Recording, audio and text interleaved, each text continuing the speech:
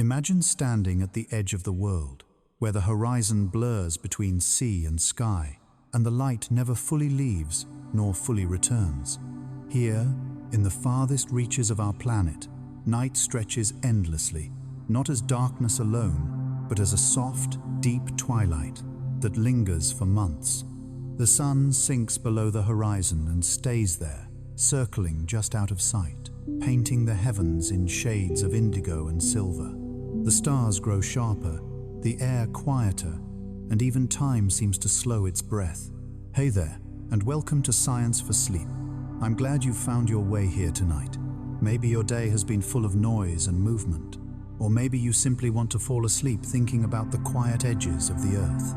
Either way, you're in the right place. Tonight, we'll drift together through the polar realms, the places where light itself learns to rest. So, before you get comfortable, take a moment to like the video and subscribe, but only if you genuinely enjoy what I do here. It helps others find their way here too. And if you'd like, tell me in the comments where you're listening from and what time it is for you right now. Now, if you're ready, let's begin. The world at the poles doesn't turn like ours. It tilts, it leans, it hides the sun in slow motion. When autumn comes, the last rays of daylight stretch across the snow, sliding like molten gold along the ice. Then suddenly, softly, the light dissolves.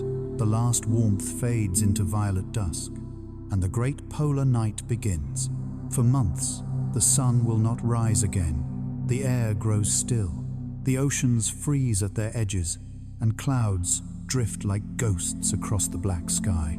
In this endless night, everything changes. The rules of day and night blur until there is only rhythm, dark, darker, darkest. Yet even here, life doesn't stop, it listens. You can almost feel the world settling into sleep. The wind becomes the breath of the earth itself.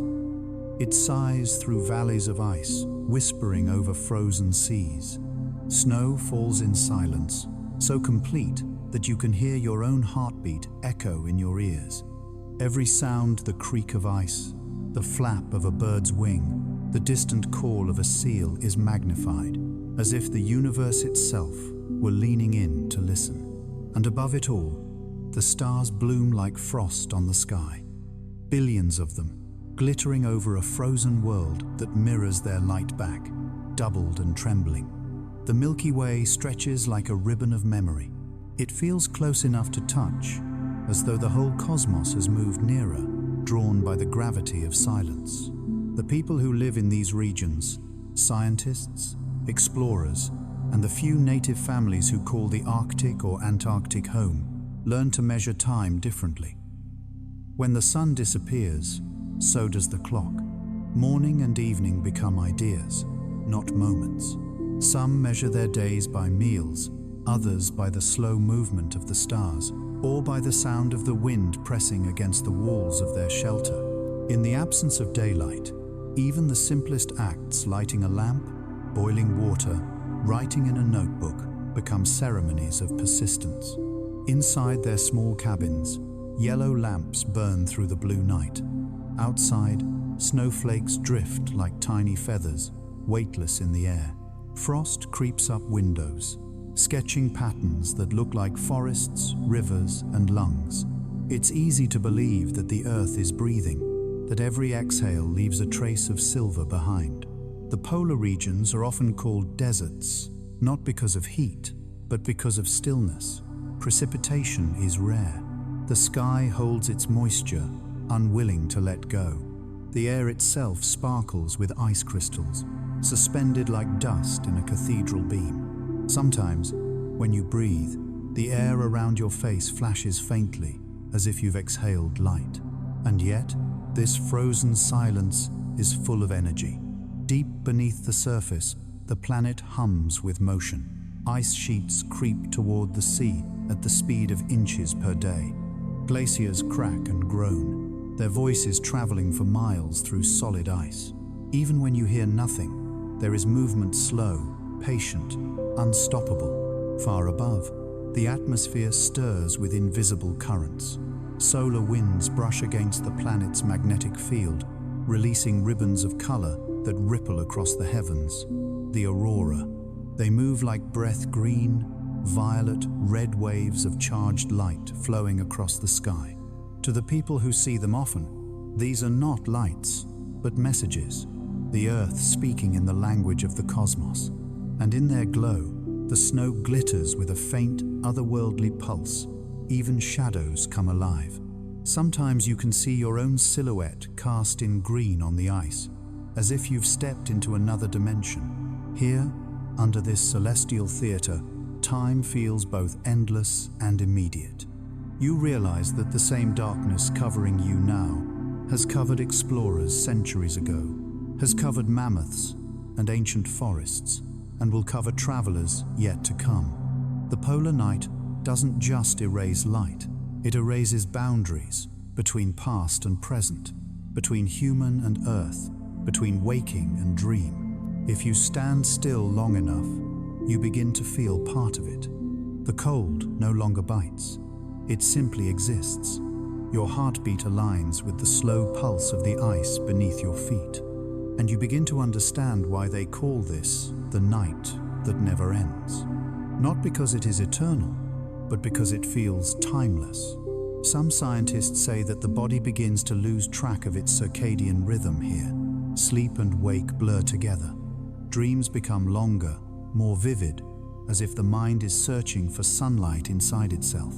People describe feeling both peaceful and disoriented, like drifting underwater, suspended in a world without gravity. And maybe that's what this place teaches best, that light is not only something the sun gives us, but something we carry within. Even when months of darkness stretch unbroken, there are small, warm sparks that survive.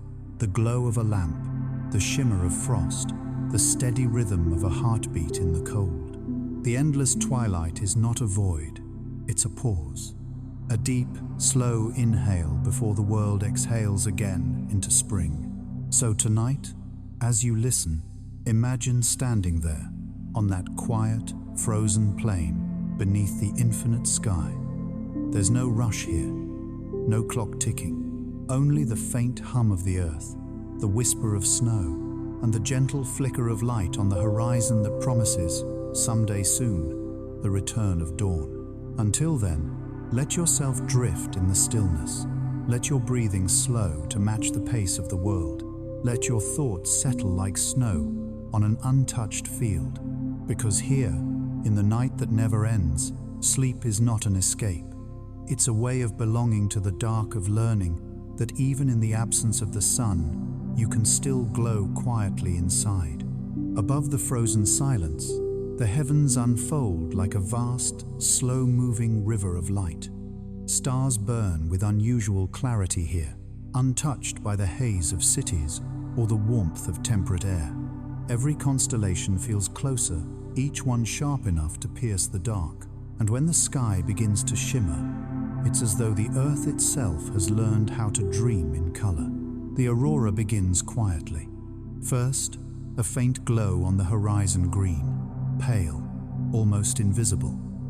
Then it spreads upward, swirling, folding, and flickering like a living veil. Within minutes, the whole sky seems to breathe. Curtains of emerald and violet twist together. Crimson arcs ripple through the clouds. The light moves too quickly to grasp, yet too softly to startle. It is motion without sound, like fire seen through glass, or the memory of an ocean. Ancient peoples who lived under these skies believed the lights were spirits. The Inuit said they were the souls of the departed playing in the heavens, their laughter echoing in the cold.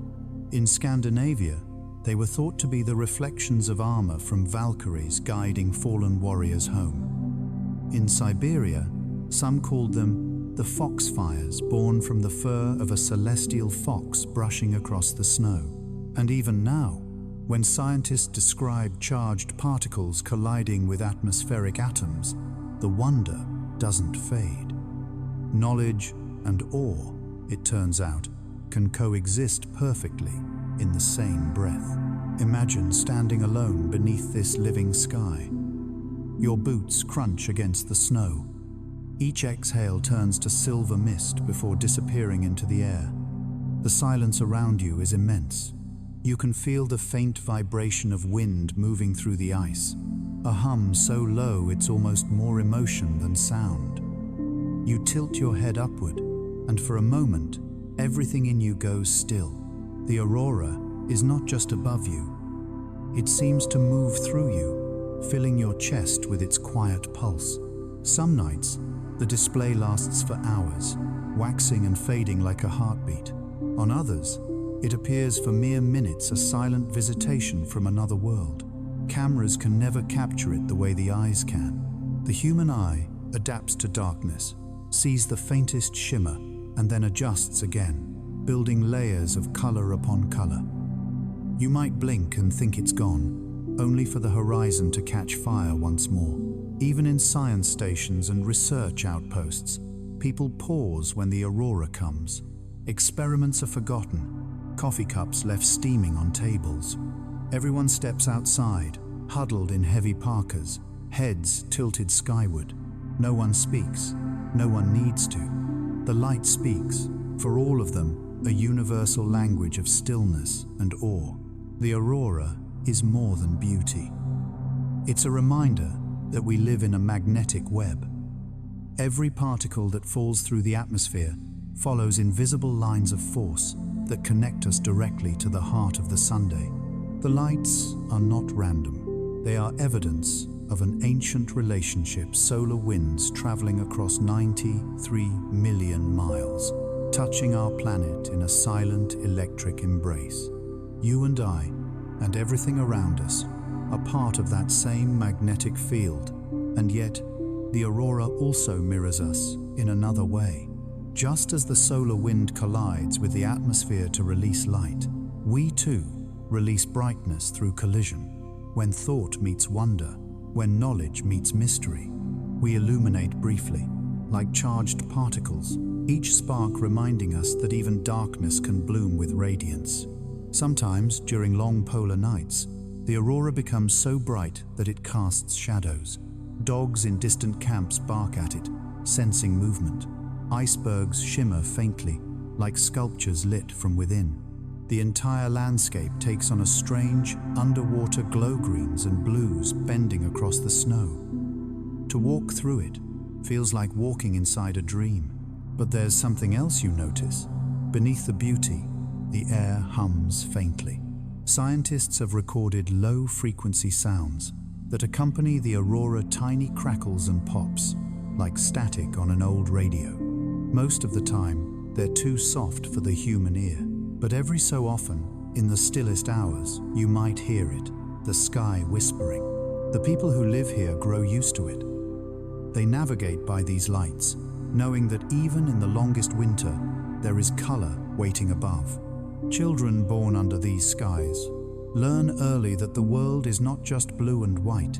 It's filled with hidden spectrums, subtle hues that only reveal themselves in patience and silence. Far below, the ice reflects the aurora back to the heavens, doubling its beauty. If you could look from space, you'd see two mirrors, one in the sky, one on Earth, folding light back and forth like an endless conversation. It's almost as if the planet is whispering to the cosmos, "I am awake." And so, as you lie there tonight, listening, imagine those lights above you, slow, unhurried, endlessly weaving. Imagine their colors moving across your closed eyelids like faint memories of fire. Let them wash through your thoughts, smoothing away the noise of the day. You don't need to chase the light, it will find you. Just as the sun's energy finds the poles, light always seeks the dark, filling it with quiet motion, with soft electricity, with color that feels like breath. The aurora teaches something simple yet profound. Even when the world seems frozen, invisible forces are still dancing. Motion never ends. It only slows to a rhythm we can't always hear. So breathe with it. Feel the quiet hum of the polar sky echo somewhere deep inside you. And know that, for this moment, you are part of something vast and luminous. an unfolding conversation between the Earth, the Sun, and the endless night. There is a kind of breath the Earth takes that we rarely notice, slow, invisible, steady. You can hear it here in the polar realms if you stand still long enough. It's the whisper of air moving across endless ice, the pulse of wind that shapes mountains, carries clouds, and connects every living thing that breathes. The poles are the lungs of the world. Each exhale of cold air drifts southward, mingling with warmer winds, stirring the great circulations that shape our weather. Up here, that breath feels alive. It has a weight, a texture, a voice. When the Arctic wind moves, it doesn't merely pass, it sculpts. Snow lifts and spins into tiny spirals, carving dunes that shift each night into new forms. On the Antarctic plateau, where no tree or rock interrupts the horizon, the wind travels for hundreds of miles without rest. It howls across frozen valleys, pressing against research stations with the strength of invisible rivers. And then, as suddenly as it rose, it stills. The silence that follows is so absolute, it feels like sound itself has frozen. The polar wind begins as sunlight. Far away, over the equator, warm air rises and moves toward the poles, cooling as it goes. As it sinks, it becomes heavier, slower, denser. It spreads outward, returning to the tropics again, an endless loop of air called circulation. Without it, Earth's climate would fracture, the equator burning, while the poles froze beyond recovery. Every gentle breeze you feel, every passing cloud above your home, owes part of its rhythm to this vast exchange of breath. Sometimes the wind at the poles moves softly, brushing across the ice like fingers over glass. Other times it roars, building waves of snow that shimmer in moonlight. Temperatures plunge, frost forms inside nostrils, and each inhale burns like fire. In that moment, you realize cold is not the absence of warmth, it's its own presence, a force as tangible as heat. It moves through you, rearranging your sense of space and time until only the present moment remains. Scientists who live through polar winters describe hearing the wind differently after a while. At first, it's just sound, constant, exhausting. But after months, it begins to feel like language. Each pitch and rhythm carries information. A coming storm, a change in temperature, the distant shifting of ice. To survive here is to learn to listen. And what a strange teacher the wind is. It remembers everything. When it sweeps across the ice, it gathers secrets, salt from the ocean, dust from ancient rock, even traces of distant fires half a world away. These particles drift through the air for weeks, months, sometimes years before settling again. Buried deep within ice cores, scientists find them. Whispers of volcanoes, wildfires, and civilizations long gone. The frozen air beneath your feet holds memories of the Roman Empire, of mammoths, of forests that once stood where glaciers now rule. The polar wind doesn't just shape ice, it shapes the sky. When it meets warm, moist air, it spins storms that can ripple across entire continents. The jet stream, that great river of air above us, twists and bends because of these polar breaths. A shift here, a ripple there, and the weather on distant shores changes. Rain where there was drought, frost where there was spring. The smallest tremor in the cold can echo through the world like the pluck of a string. There's beauty in that fragility. The idea that your gentle morning breeze may have once been part of a polar storm, that the same air you breathe tonight might have circled the Antarctic only months ago, reminds us that Earth is not divided, but continuous. Every gust, every inhale, is part of one great exhalation. And yet, this breath is changing. The cold is loosening its grip. As the poles warm faster than any other place on Earth, the old rhythms begin to falter. The jet stream wobbles. Winters in faraway cities grow harsher or softer in unpredictable patterns. The Arctic breath that once moved with precision now stumbles, and the world below feels the imbalance. Still, even in change, the wind carries a lesson in resilience. It reminds us that nothing on Earth stands still. Everything circulates: air, water, thought. Life itself is a form of motion. Even when trapped under ice, the planet moves quietly, patiently, waiting for the right moment to release what it has held. If you close your eyes, you can almost feel it. A cool current against your skin, a rhythm that is older than memory. The same air that brushed the feathers of prehistoric birds now fills your lungs. The same molecules that once drifted through forests, over oceans, across the open savanna, now rest in your chest, moving in and out like the tides. You are part of that same pattern, a living extension of Earth's breath. Here, in the polar darkness, that truth feels unmistakable. The wind outside might be howling, but inside, your breathing begins to match its pace, slow, steady, infinite. The room fades, the walls dissolve, and for a moment, you can almost sense the planet turning beneath you, wrapped in invisible air, alive with silent motion. So tonight, as you drift towards sleep, imagine that you are breathing with the Earth itself. Each inhale is a gift from glaciers and clouds. Each exhale, a promise returned to the sky. Let your thoughts move like the wind, gentle, wandering, without hurry. And when you wake again, remember, even while you sleep, the world continues to breathe for you. In the coldest corners of the world, where breath turns to frost before it leaves your lips, life persists. It doesn't merely survive, it adapts, transforms, and glows quietly in defiance of the impossible. At 40 below, the air itself feels brittle, and even sound travels differently. Metal shrinks, wood creaks. The horizon wavers under sheets of ice crystals drifting through the air. Yet beneath that silence, the pulse of life endures. Here, nothing moves quickly. Every heartbeat, every motion is measured. The creatures of the polar realms live by the rule of conservation. Each calorie, each breath, each flicker of energy is precious.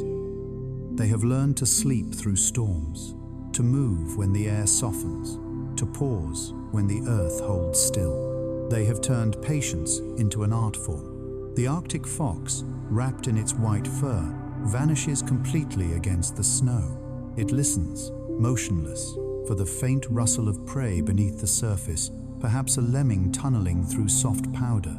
Then, without warning, it leaps high into the air, diving nose first through the snow, emerging with life clenched in its jaws. It doesn't hunt from hunger alone, but from instinct honed over thousands of frozen nights.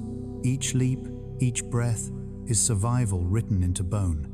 A few miles away, the polar bear roams a monarch of the ice. It walks for days without rest, its massive paws spreading its weight so evenly that it can cross thin ice without breaking it. It hunts in near silence, following the scent of seals through the frozen air. When it finally finds one, it waits, patient as time itself, beside a breathing hole in the ice. The bear can wait for hours, even days, until the seal surfaces. Then, in one motion, the ice shatters and hunger ends. Far beneath the surface of the frozen sea, the world changes again. Here, in a twilight that never ends, plankton drift like dust in an underwater cathedral. Tiny creatures glow faintly blue, green, sometimes red, lighting up the dark with bioluminescent sparks. Krill swarm in slow spirals, feeding whales that pass like moving continents. Every movement feels deliberate, graceful, almost sacred. And there are sounds too. The low moan of shifting ice, the distant song of a whale, a note so deep it vibrates through your chest. Each sound travels for miles, echoing through the undersea darkness. In this realm of silence, communication becomes music. Life here must endure more than cold. It must endure darkness. For half the year, the sun never rises. The world becomes a dreamscape lit only by stars and auroras. Plants vanish, yet animals remain. The reindeer, guided by memory, dig through snow to find frozen moss. Wolves follow, their tracks fading in minutes as new snow covers them.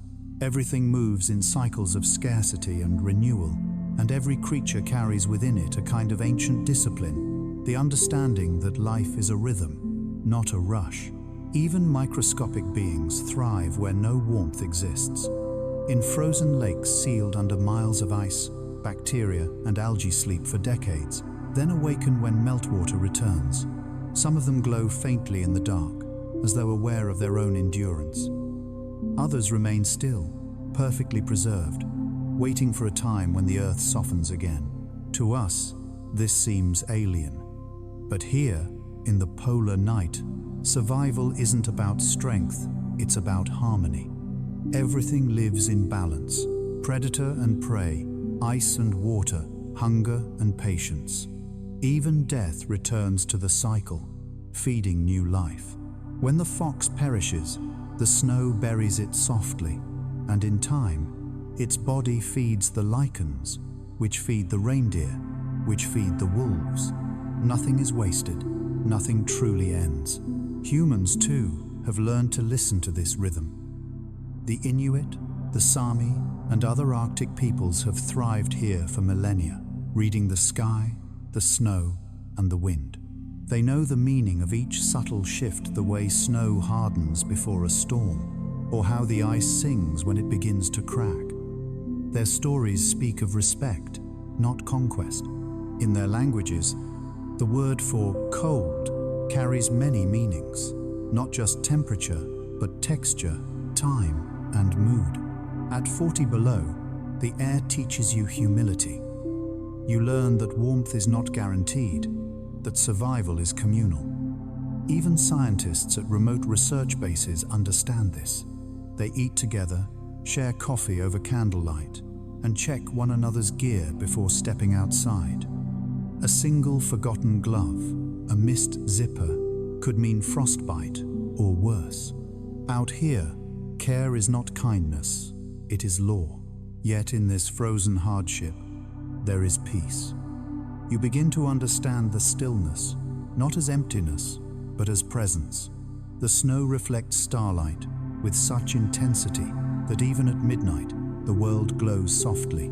Time feels different, measured, not in hours, but in breaths.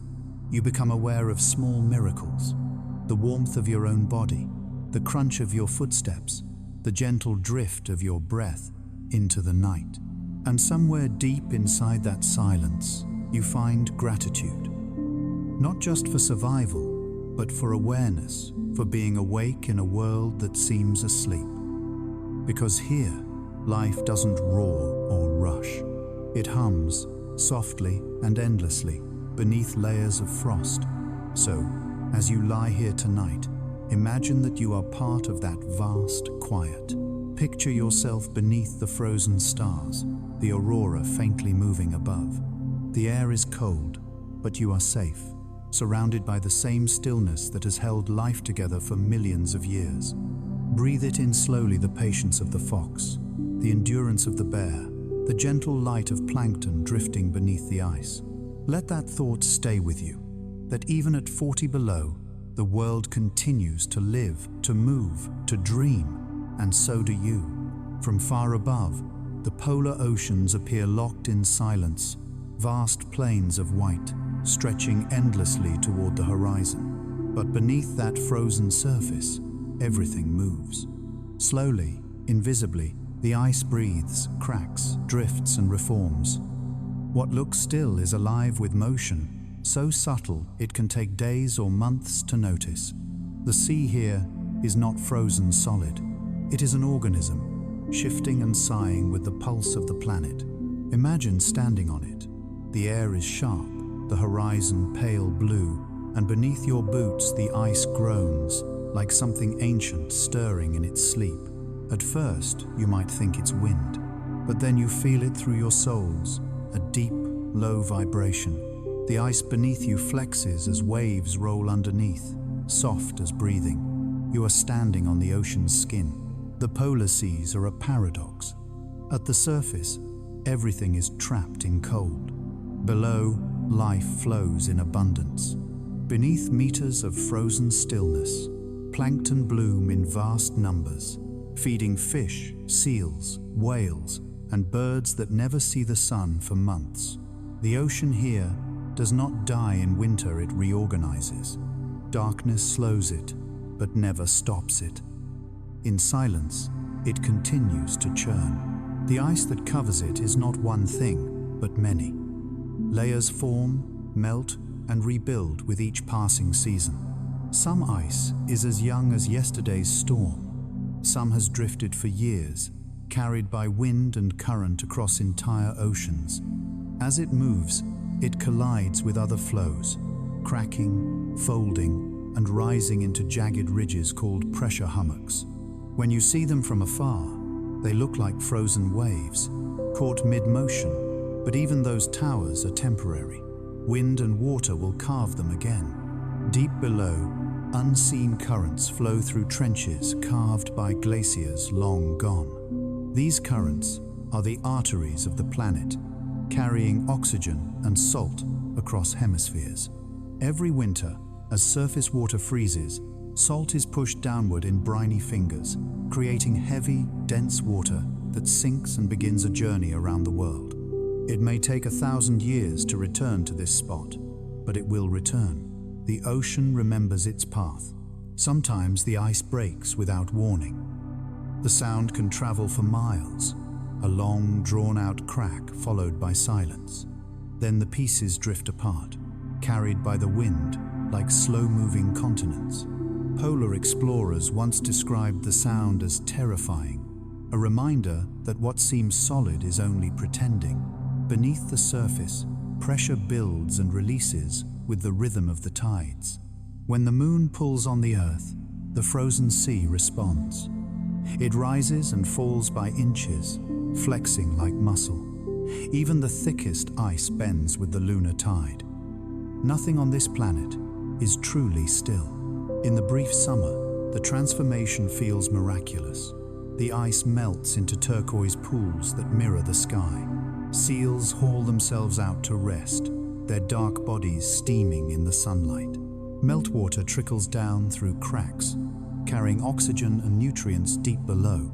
The ocean wakes fully, and from the depths, life surges upward plankton clouds that turn the water green, feeding entire food webs.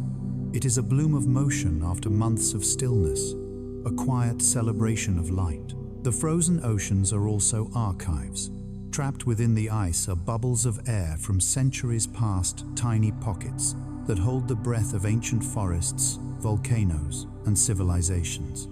Scientists drill deep into these frozen layers, retrieving cylinders of ice called cores. Inside them lie stories, the composition of past atmospheres, the rhythm of old climates, the record of Earth's patience. Each layer is a page written in cold, and together they tell a story billions of years long. To listen to that story, you must hear beyond silence. The ice speaks in creaks, groans, and whispers.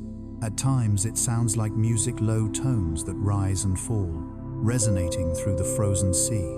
In Antarctica, some call it the singing ice. Instruments record these songs, turning pressure waves into sound. They reveal a language of movement, expansions, fractures, releases. Even when we cannot see motion, it is there, constant and deliberate. And then there is the color of the ice itself. Under sunlight, it glows a deep blue like trapped sky. Under moonlight, it turns silver, translucent at the edges. From beneath, when divers look up, the ice ceiling shimmers like a second sky, full of ripples and light. It is breathtaking to think that what we call frozen can look so alive. For the creatures that live here, movement is survival. Penguins cross shifting flows, diving between gaps as the ice splits and reforms. Narwhals navigate through labyrinths of cracks, surfacing only where the water meets air. Even the smallest forms of life, tiny algae frozen within ice crystals, move when thaw comes, drifting into the current to begin the cycle again. And above all, there is rhythm. The polar sea expands in winter and retreats in summer like a great white tide. It exhales ice, then inhales it back. This breathing defines the planet's balance. When the ice grows thinner each year, when it melts too soon or too far, that rhythm falters. The world listens. Storms shift, oceans warm. What happens here ripples outward, touching distant shores. Yet, even knowing its fragility, there is comfort in its persistence. Despite change, despite time, the sea still moves. It freezes, melts, reforms, and begins again. Like a heart beating beneath layers of sleep, it never stops. If you could lie down on that ice and close your eyes, you would feel it, the faint vibration of waves, the deep hum of tides, the soft sigh of movement beneath the stillness. You might realize then that the world itself never truly rests. It only pauses, waiting for the next breath. So, as you listen tonight, imagine that you are floating above that hidden ocean. Beneath you, the earth turns, and the sea murmurs its slow, ancient song. Every movement is gentle, every change inevitable. The frozen ocean dreams, and in its dream, it remembers how to move. Let that rhythm carry you to sleep, the slow rise, the long fall, the quiet in between. Because even here, under endless ice, the world still dances. If you press your ear to the frozen surface of a polar sea, you might hear something you can't quite name. A faint hum, a distant pulse, a rhythm so low and soft it feels more like memory than sound. Beneath miles of ice, the planet speaks in whispers, the language of pressure, motion, and time. Most of us will never hear it, yet it is always there, a hidden music playing in the heart of the world. Down below, where sunlight never reaches, the ocean is not silent. It vibrates with life and movement. Cracks open and close like slow breaths. Glaciers slide across the seabed, groaning as they move. Bubbles rise through channels carved by ancient meltwater. Each small shift becomes a note in an endless symphony of cold. Scientists who lower microphones into these depths describe hearing songs unlike anything else on Earth. Creaks, booms, sighs, and deep resonant tones that seem to echo through the very bones of the planet. These sounds travel for miles, carried by dense, frigid water. Some are sharp, the crack of ice snapping under stress. Others roll like thunder far away.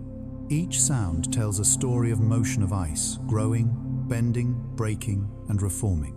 The ocean beneath the ice is restless, constantly sculpting itself, and these are the sounds of that transformation. When you first listen, it can seem chaotic, but after a while, patterns emerge. A pulse here, a long groan there, the rhythm of tide and temperature, the song of freezing water expanding against rock. Even the smallest bubble, trapped between ice layers, adds its voice. Together, they form something beautiful and strange, an accidental choir of physics. And then there are the living sounds, the clicks of seals under the ice, navigating by sonar, the slow whoosh of whales rising to breathe through narrow leads, the faint crackle of shrimp and tiny crustaceans scuttling along the frozen ceiling. Every movement creates vibration, and in this deep, cold world, vibration is life's heartbeat. For centuries, explorers described the ice as silent, but modern instruments have revealed the opposite. The polar seas are among the most acoustically active environments on the planet. Sound travels faster here, shaped by pressure and temperature. What might fade in open water resonates through ice for astonishing distances. When a glacier calves, when a massive wall of ice breaks and crashes into the sea. The sound can be heard across entire valleys, a deep and echoing boom like the earth exhaling. Imagine drifting beneath that ceiling of blue ice. Around you, it is twilight, dim, shimmering, alive. The ice above glows faintly from the aurora, reflected through the water. The floor below is dark, rippled by light that barely exists, and in between, everything hums. It's not the hum of machines or engines, but the quiet, continuous vibration of a living planet. To the creatures that inhabit it, sound replaces light. Seals navigate by listening. Whales sing to one another across distances so vast that their voices circle entire oceans. Even fish communicate through clicks and pulses. The ice itself becomes a wall that reflects and bends those sounds, creating echoes that dance endlessly through the depths. Scientists studying these underwater symphonies have learned that the ice records sound just as it traps air. Layers of frozen water preserve vibrations from centuries past, faint but measurable. In these frozen sound archives lie traces of past storms, earthquakes, even the movements of ancient glaciers. The ice is not just a witness, it's a memory keeper, and those memories are changing. In recent years, as temperatures rise, the sounds beneath the ice have shifted. There are fewer deep groans, fewer slow creaks. Instead, there's the sharper crackle of melting, the hiss of water flowing where solid ice once stood. The planet's song is evolving, moving into a new key. Some call it the music of climate change, a transformation we can hear if we know how to listen. Yet there is beauty in this awareness. Listening to the ice is like listening to time itself, fluid, fragile, patient. Every vibration is a reminder that even the coldest, quietest places are alive with motion. The stillness is an illusion. The silence is a form of sound too low for us to perceive. If you could stand there now, alone under the endless sky, you might feel it through your boots, that faint vibration, that ancient whisper, the planet speaking not in words, but in frequencies older than thought. You might realize that we too hum constantly, our blood moving, our hearts beating, our breath expanding and collapsing like tiny tides. We are not separate from the Earth's music. We are part of its rhythm. So as you breathe tonight, let your body fall into that same slow cadence, the inhale and exhale of oceans, the rise and fall of distant glaciers. Let your thoughts drift like sound through water soft, dissolving, infinite, and maybe, if you listen closely enough, you'll hear it, the faint, patient song of the world beneath the ice, still whispering after all these centuries. There comes a moment in the polar year when the sun says its quiet farewell. It doesn't fall abruptly, as it does in temperate places. It lingers, sliding lower and lower until it barely brushes the horizon, then disappears altogether. For months, it will not return. The day dissolves into an endless twilight, a darkness without sunrise or sunset, only the soft glow of stars and the distant shimmer of the aurora. Here, in the world's northern and southern extremes, time begins to blur. The usual rhythm of morning and night ceases to exist. Clocks still tick, but their meaning fades. People eat breakfast in darkness, walk in darkness, dream in darkness. Even noon feels like midnight. The world seems suspended in a perpetual in-between, neither fully asleep nor awake. For those who live here, the absence of sunlight is not just a physical condition, it is an emotional one. The human body is built to follow the light. Hormones rise with dawn and fall with dusk. Without that cycle, the mind drifts. Days stretch too long and nights too deep. Some call it the polar drift, a state where thought slows and dreams become strangely vivid. You wake unsure if you've truly slept, unsure if time has passed at all. Yet within this darkness, something tender unfolds. The absence of the sun reveals other kinds of light. The snow itself glows faintly under starlight, reflecting every photon like powdered glass. The moon, hanging low and close, casts shadows sharper than daylight. The aurora weaves across the sky in ghostly colors, a living tapestry of green and violet that seems to breathe with the planet. Even the smallest spark, a candle in a window, the beam of a lantern, the orange glow of a distant cabin, feels like a miracle. To live without the sun is to rediscover what light means. Each flicker becomes sacred, a reminder of warmth and connection. In research stations buried beneath the snow, scientists decorate walls with strings of tiny bulbs, not for illumination, but for comfort.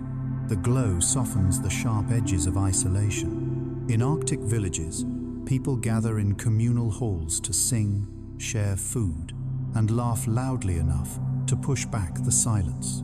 These gatherings aren't just tradition, they're medicine. Outside, nature follows its own clock. The animals of the dark have adapted with quiet brilliance. Arctic foxes grow whiter, blending into the snow. Reindeer's eyes shift color, turning from golden in summer to blue in winter to capture more of the scarce light. Seals navigate by sound, and polar bears hunt beneath a moon bright enough to cast their shadows miles long. For them, the sun's absence is not a loss, it's a pause, a space for patience. Beneath the ice, plankton sleep in suspended animation, waiting for the sun's return to spark the bloom that will feed an entire ocean. They drift through the black water like tiny clocks, counting the invisible passage of time. Even in darkness, they sense the faint pull of the seasons. Life here is timed not by sunrise, but by memory. For humans, the mind begins to change in subtle ways. The distinction between night and day softens. People read at 3 a.m. without realizing it's late. They eat when they're hungry, not when the clock says so. Some experience deep peace in this loss of structure, the freedom to simply exist, detached from the tyranny of daylight. Others find it unnerving, as if they've stepped outside of time. Psychologists studying polar expeditions note how the darkness reshapes thought. In the first weeks, there's restlessness. Then comes introspection. The noise of the outside world fades, and what's left are the quiet voices within. Some call it loneliness, others call it clarity. The night without sun becomes a mirror, reflecting back everything we carry inside. And yet, there is beauty in that. To sit in a room lit only by the faint blue glow filtering through frozen windows is to witness stillness in its purest form. You begin to notice small things, the rhythm of your breathing, the sound of your own pulse, the way frost forms patterns like feathers on glass. The world simplifies itself. The unnecessary falls away. The native peoples of the Arctic have long understood this balance. Their stories say, the sun doesn't vanish, it rests. It travels beneath the world, gathering strength to rise again. They see the long night not as death, but as renewal. And when the first hint of dawn returns, they greet it with songs and offerings, not because they feared it was gone forever, but because they have missed its touch. The first sunrise after months of dark is indescribable. It begins as a faint blush on the horizon, a whisper of gold against endless blue-black. Then, slowly, the light spreads. The snow glitters. The air seems to breathe again. People stop whatever they are doing and simply watch. Faces turn toward the warmth they can barely feel, but deeply remember. In that moment, every shadow becomes sacred, every color impossibly bright. But before that miracle, there is this long, tender dark that holds the world in quiet suspension. The sun may not rise, but the earth keeps turning, and in its turning, it teaches patience. So as you drift tonight, imagine yourself beneath that sky of endless night. Let the thought of stillness settle in your chest. The sun is sleeping, but not gone. And somewhere beyond the horizon, it is already preparing to return. Until then, let the darkness be enough. Let it cradle you, hold you, slow you down. Because even here, where the sun never rises, the world continues to glow from within. High above the earth, far beyond the reach of clouds and sound, the sun is breathing. Not the gentle rhythm of lungs, but a breath made of fire and plasma, a wind that never stops. It flows outward in all directions, carrying particles so small they could pass through glass, yet so powerful they can shape entire worlds. This is the solar wind, a constant river of charged energy that races across space, touching everything in its path. And when that invisible wind meets the magnetic poles of our planet, the heavens awaken in light. The aurora is the Earth's reply to the sun's whisper. The two are forever in conversation fire, speaking to magnetism, day speaking to night. When the solar wind collides with our atmosphere, atoms of oxygen and nitrogen catch the energy and release it again as light. What we see as color, the emerald green, the violet, the rare crimson, is the sky exhaling. The atmosphere becomes a canvas of movement, a slow ballet of energy made visible. In the polar regions, these lights become part of life's rhythm. Nights begin quietly. The air is so cold it feels crystalline, as though the world itself might shatter with sound. Then, without warning, the horizon begins to glow. It might start as a faint band of mist, barely visible. Then it grows, curling into waves and ribbons that ripple silently across the sky.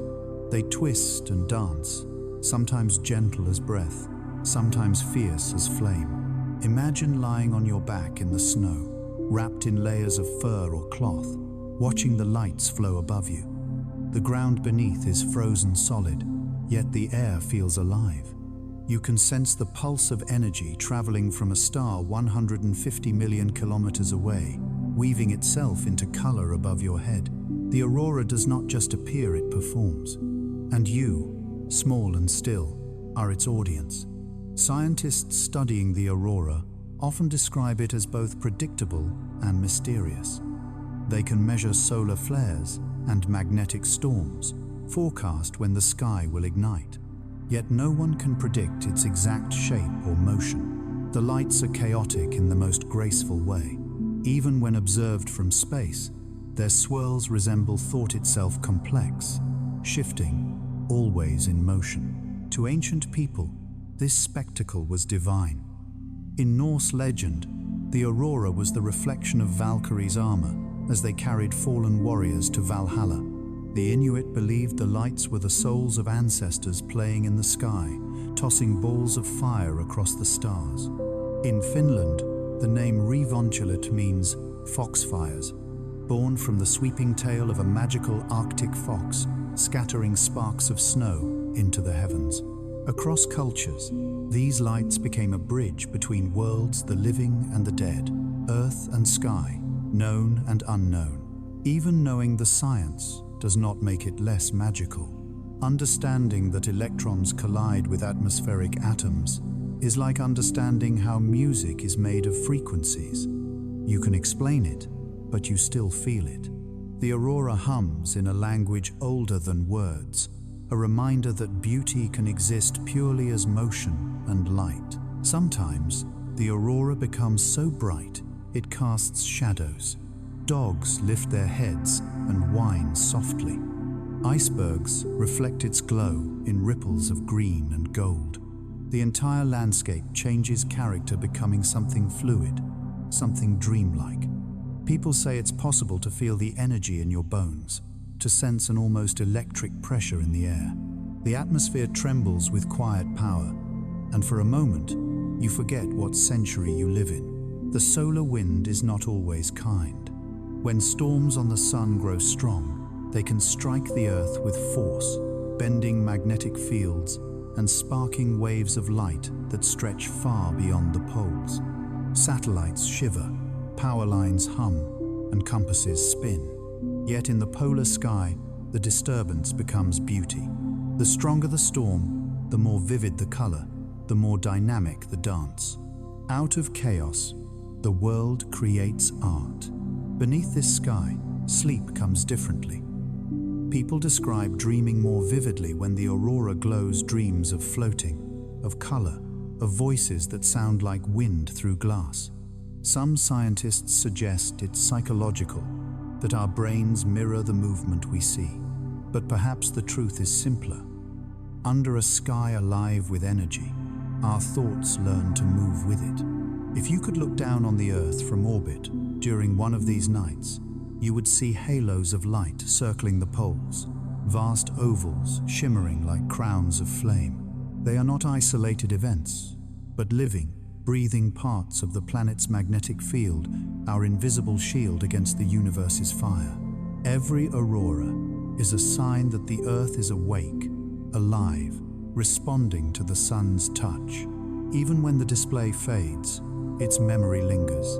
The snow seems to hold the color, glowing faintly long after the sky has gone dark. And deep within, you realize something. The aurora is not a performance for us. It would dance whether or not anyone watched. We are merely fortunate enough to witness it, to stand beneath it, and remember what it feels like to be small, to be fragile, and yet to belong to something vast and luminous. So tonight, as you rest, close your eyes and imagine that sky above you, the endless green ribbons swirling across the dark. Feel the slow pulse of the sun in every heartbeat. The solar wind has traveled for days to reach you, carrying with it the memory of fire and creation. When it touches the earth, it becomes light, and when it touches you, it becomes peace. Let that peace flow through you, slow and steady, like the quiet dance of the aurora. The night is deep, but it is not empty. The universe is still speaking softly, in color, in rhythm, in dream. When the first snow falls, it never arrives as silence alone. If you listen closely, you can almost hear it, a soft hiss, a slow whisper, a million tiny conversations drifting through the air. Each flake is a message, written in a language older than words, carried down from clouds, sculpted by wind and temperature. To the untrained eye, snow is simply white.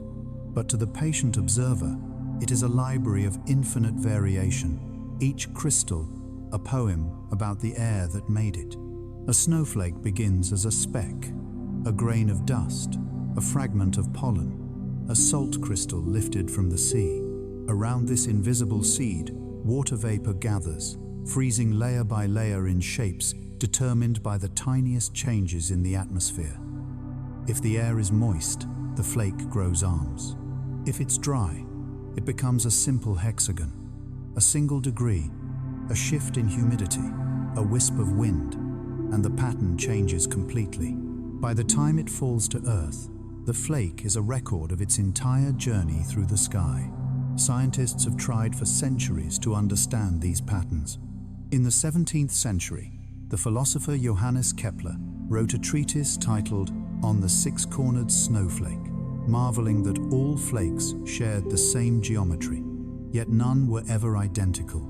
Today, even with microscopes and computers, the mystery remains. Two snowflakes can form in the same cloud, under the same conditions, and still differ. Nature does not repeat itself, it improvises. Under magnification, snow becomes architecture. You see spires and bridges, symmetry so perfect it feels designed. But no architect planned it. The cold itself is the sculptor, and time its patient tool. The flake spins as it falls, twisting through layers of air that freeze, melt, and refreeze again. In this dance of vapor and frost, chance becomes beauty. When the snow finally reaches the ground, it joins others, billions upon billions, layering itself into quiet landscapes. Together, they blanket the earth, softening sound, slowing motion. The world becomes hushed, as though language itself has paused to rest. Walk through fresh snow, and the crunch beneath your boots is a conversation between ice and pressure, each step rewriting the landscape's story. In the polar regions, snow is not just weather, it is history. Each winter's fall presses into the one before it, forming layers that will one day become glacial ice. Those layers trap air from the time they fell, tiny bubbles holding the breath of ancient forests, volcanic smoke, even echoes of civilizations long vanished. When scientists drill deep into these frozen archives, they read the diary of the planet. Inside, they find secrets of climate, of time, of how fragile and resilient our home truly is. To those who live close to the poles, snow is language. The Inuit have dozens of words for it, each describing a different mood or form. Falling softly, driven by wind, newly frozen, melting, whispering. They can tell by sight and sound how the snow will behave, whether it can bear a sled, whether it hides thin ice, whether it promises calm or danger. To them, snow is not a barrier. It's a companion, a constant presence that teaches observation and respect. But snow speaks to all of us, even those far from its native lands. It changes the way we perceive light. It turns the night brighter, scattering moonlight into a gentle, silvery glow. It transforms familiar places into dreams, where outlines blur and sound softens. It brings stillness, not the stillness of emptiness, but the stillness of renewal, of rest before rebirth. There's a calm that descends during snowfall, unlike any other moment on Earth. Even cities, usually restless and loud, seem to hush. Streetlights blur into halos, footsteps fade quickly, and for a few hours the world feels united in quiet. In that silence, you can almost believe the planet itself is exhaling a sigh of temporary peace.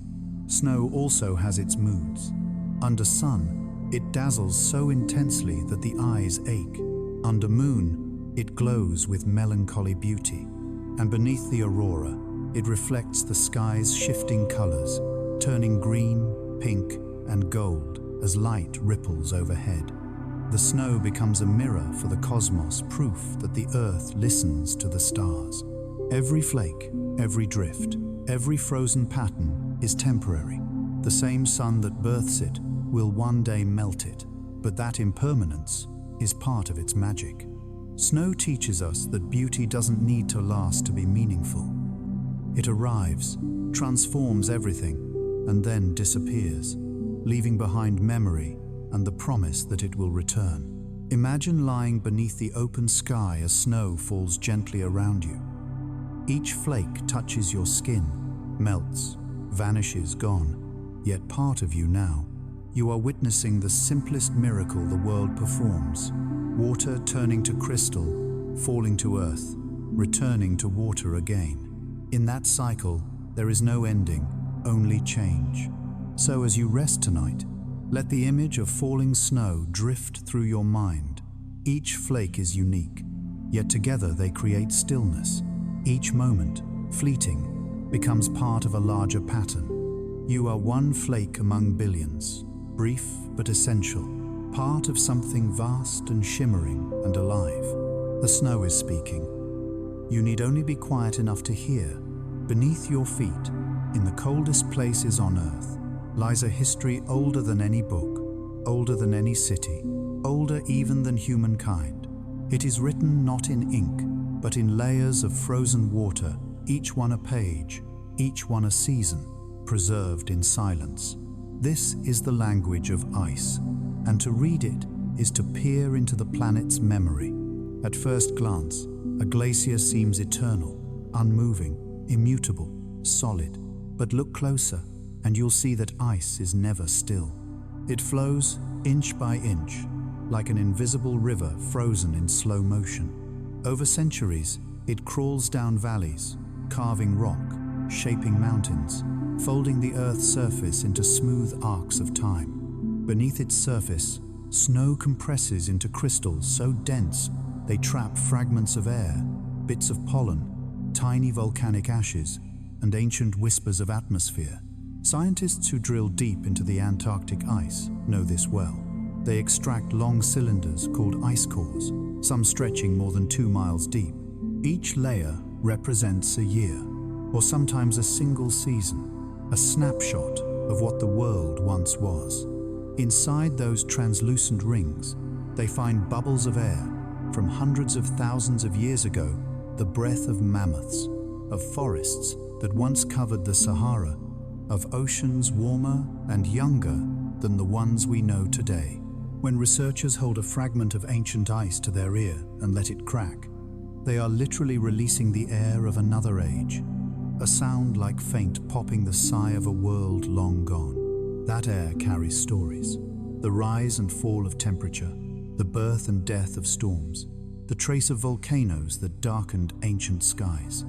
Reading ice is like hearing the planet's slow heartbeat, steady, fragile, eternal. Under the microscope, ice becomes a galaxy of structure. Each crystal holds a pattern unique to the temperature and pressure in which it formed. Some are shaped like stars, others like prisms or needles. The deeper the layer, the more compressed the geometry, the more ancient the design. It's as if time itself grows denser the further you go, packed into the quiet lattice of frozen molecules. The oldest ice found on Earth so far is more than 800,000 years old, a relic from a time before cities, before writing, before anything that could remember itself.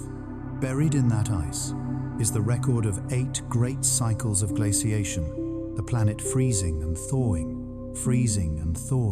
again and again, long before we ever named such things as climate. It reminds us that Earth has always changed, that it breathes in epochs rather than hours. And yet, in that slow rhythm, we can also see how fragile it all is. The modern layers, the thin topmost bands, tell a new story of warmth rising too quickly, of gases unseen and unstoppable. Where the ancient layers are dense and smooth, the recent ones ripple and warp, scarred by soot and sudden melt. The story of ice is no longer only about time, it has become about us. Still, there is a strange comfort in knowing that the planet keeps such perfect records. The ice does not judge or choose sides. It simply remembers. It holds every breath we've taken, every fire we've lit, every storm that has passed. It keeps them safe, layer upon layer, waiting for someone to listen. Standing atop a glacier, you can almost feel the weight of history beneath you. The surface may be blindingly white, but below it lie countless shades of blue, deeper and darker with every foot. Light travels through ice the way memory travels through thought, bending, fading, but never disappearing. You look down, and you are looking into time itself. There are sounds, too. The quiet crack of pressure releasing, the soft hiss of melting snow, the hollow boom of a distant fracture. Each sound is slow, deliberate, as though the earth is shifting in its sleep.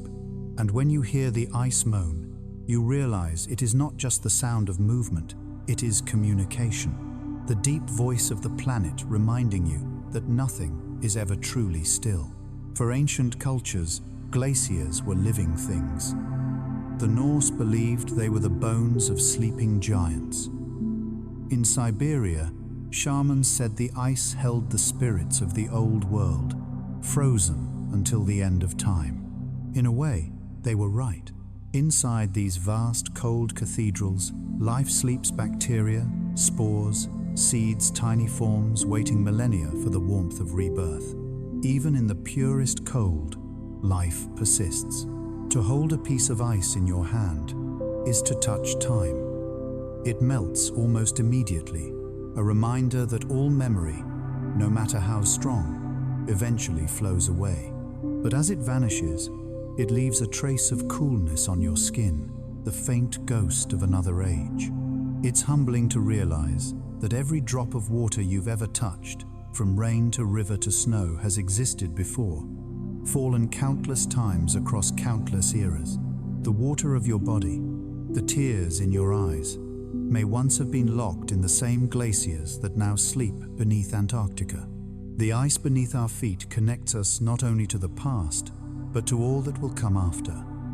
Its layers form a bridge between what has been and what might be a frozen testament to endurance. And even as the world warms, even as the edges of those ancient sheets begin to crumble into the sea, the memory within remains. The past cannot be unremembered. So tonight, as you listen to the slow hush of your breath, imagine that sound joining the Earth's deeper rhythm. Each inhale is a layer, each exhale a season. The present, like snow, falls softly on top of what came before, and somewhere far beneath the surface, time continues to sleep preserved in crystal, glowing faintly blue, whispering across the centuries. I am still here. Beneath the frozen roof of the world lies an ocean that few eyes have ever seen. It is vast, dark, and almost silent, a hidden kingdom of pressure and light, of creatures that glow in colors no sunlight has ever touched. If you could dive below the ice, you would find not emptiness, but an entire world suspended in twilight, where every movement is slow, deliberate, and ancient. The surface above is a sheet of glass, glowing faintly blue from the reflection of the moon. Beneath it, the water deepens into blackness. Temperatures hover near freezing, yet life thrives here. Life so adaptable, so extraordinary, that it seems to rewrite the very definition of survival. The polar oceans, both Arctic and Antarctic, are laboratories of endurance. The first thing you would notice down here is the stillness. Sound moves differently in cold water. It travels farther, clearer. The low songs of whales can echo for hundreds of miles. Each click and groan is magnified, filling the vast darkness like distant thunder. But between these sounds lies silence so complete that it feels alive. You can hear your own heartbeat in your ears. You can feel the weight of the water pressing gently against your skin, reminding you that you are deep within the planet's quietest dream. Under the ice ceiling, strange shapes drift jellyfish that pulse like tiny lanterns, each beat of their bodies glowing with blue or green light. They look fragile, but they are timeless. Their ancestors swam through the seas before any tree grew on land. Around them, shrimp and plankton shimmer like falling embers, turning darkness into a galaxy of movement. If you swim deeper, the light disappears completely. There are no colors here, only faint pulses, echoes of motion. Fish with translucent bodies glide soundlessly through the black. Their blood carries antifreeze-like chemicals, preventing it from turning solid in the cold.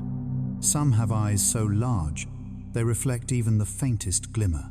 Others are blind, navigating by vibration and scent. Evolution has shaped them into miracles of precision, perfectly tuned to survive, where warmth never comes. The ocean floor stretches out like a barren desert, but it is far from lifeless. Starfish, sea cucumbers, brittle corals all thrive here, feeding on the slow rain of organic matter that drifts down from above. Every flake of snow that falls on the ice eventually becomes food for something beneath it. Nothing is wasted, even decay sustains. The ocean recycles life endlessly, folding death back into the rhythm of survival. There are secrets down here that no one fully understands. Hidden beneath Antarctica's thick ice are subglacial lakes, sealed off for millions of years. Lake Vostok, one of the largest, lies buried under more than 2 miles of ice, an ancient body of water that has never seen sunlight. Scientists who drilled into it found microbial life, thriving in isolation, untouched since before humans existed.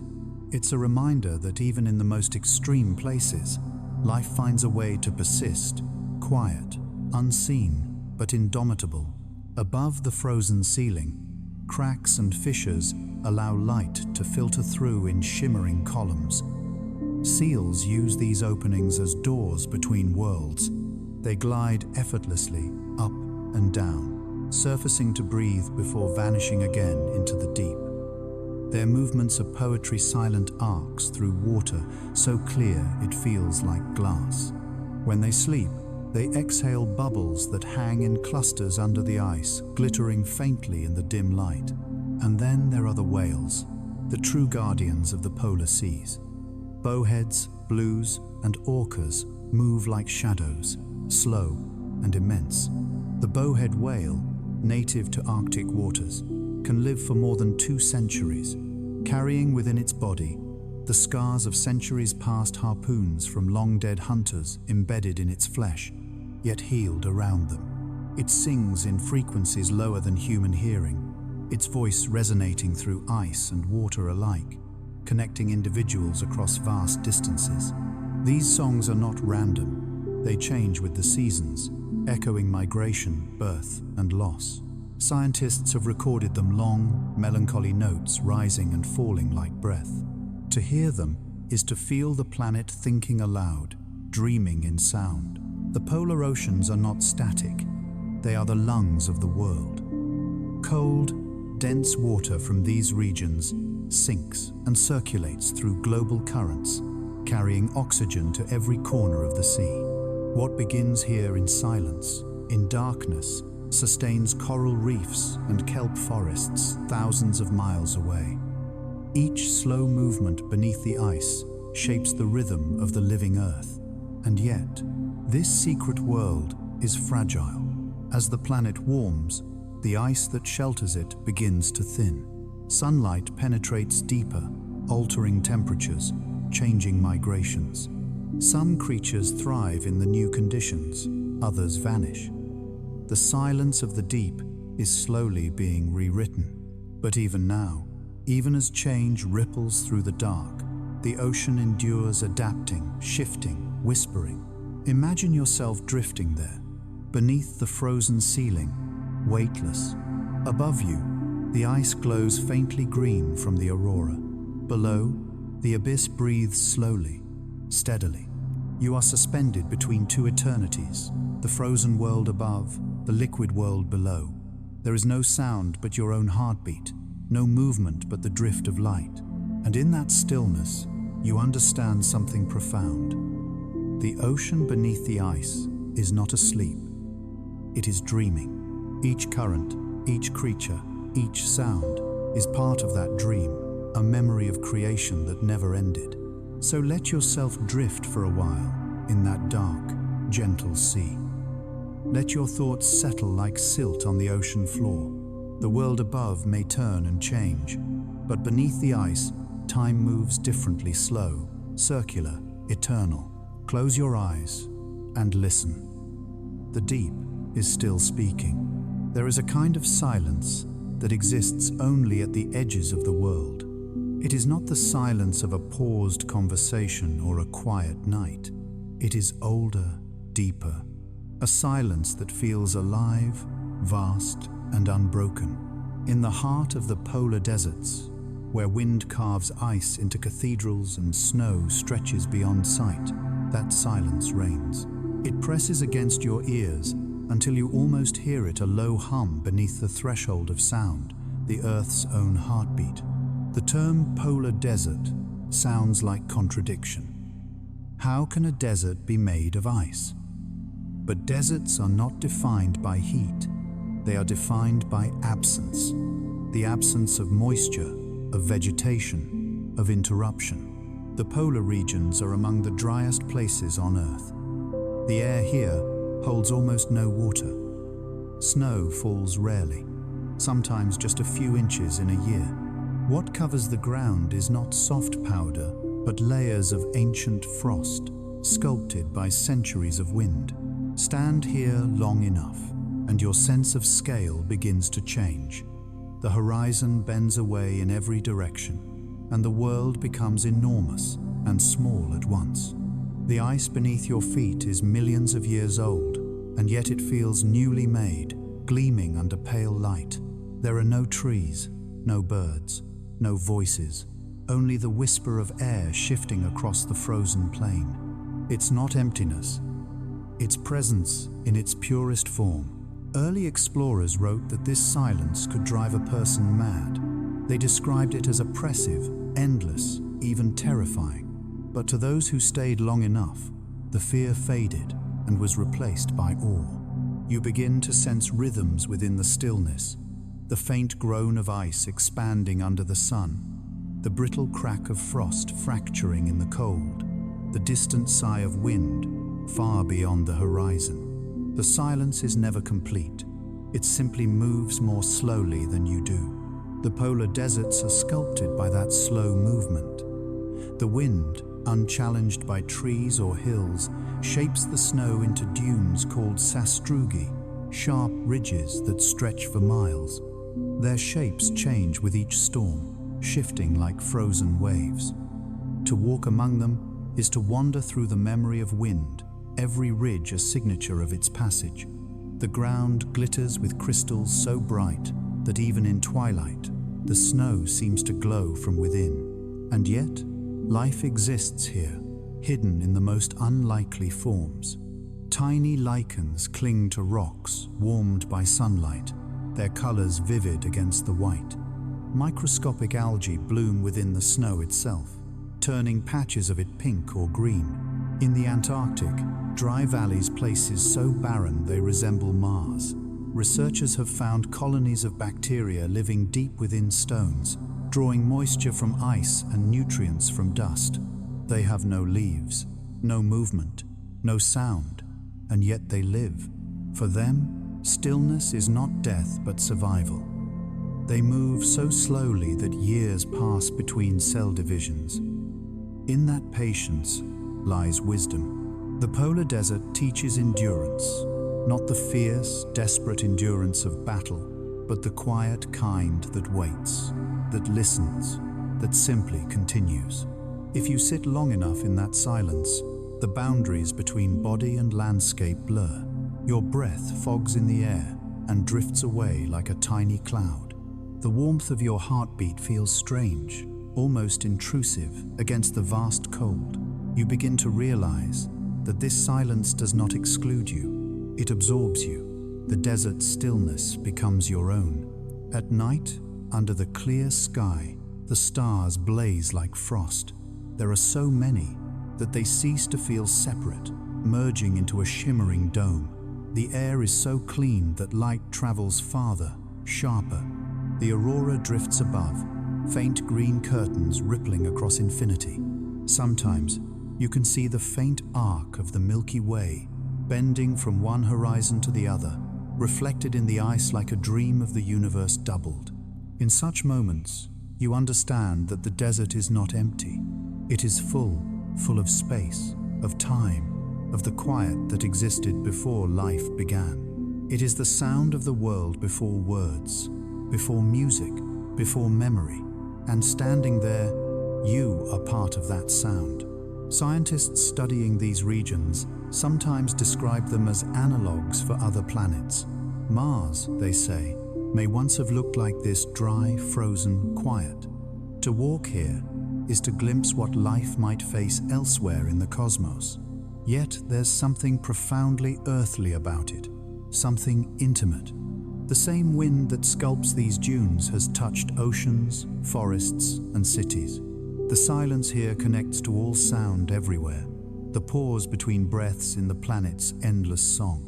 For travelers and researchers who spend long months in the polar desert, the silence changes them. It sharpens perception. Small sounds become immense: a boot on ice, a zipper closing, a heartbeat under layers of wool.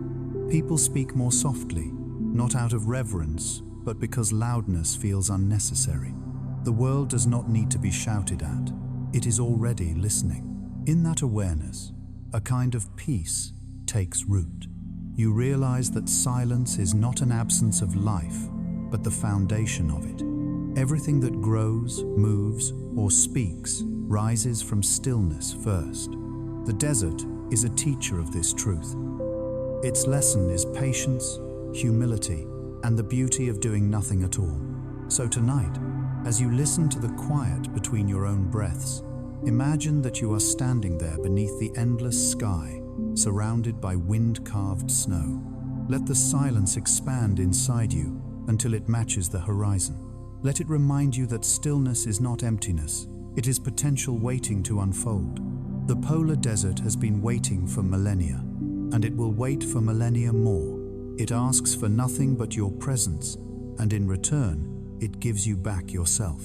Long before the maps and satellites, before science named the winds or measured the cold, there were people who called these frozen realms home. They lived where the sun vanished for half the year, and where the horizon shimmered with aurora and ice.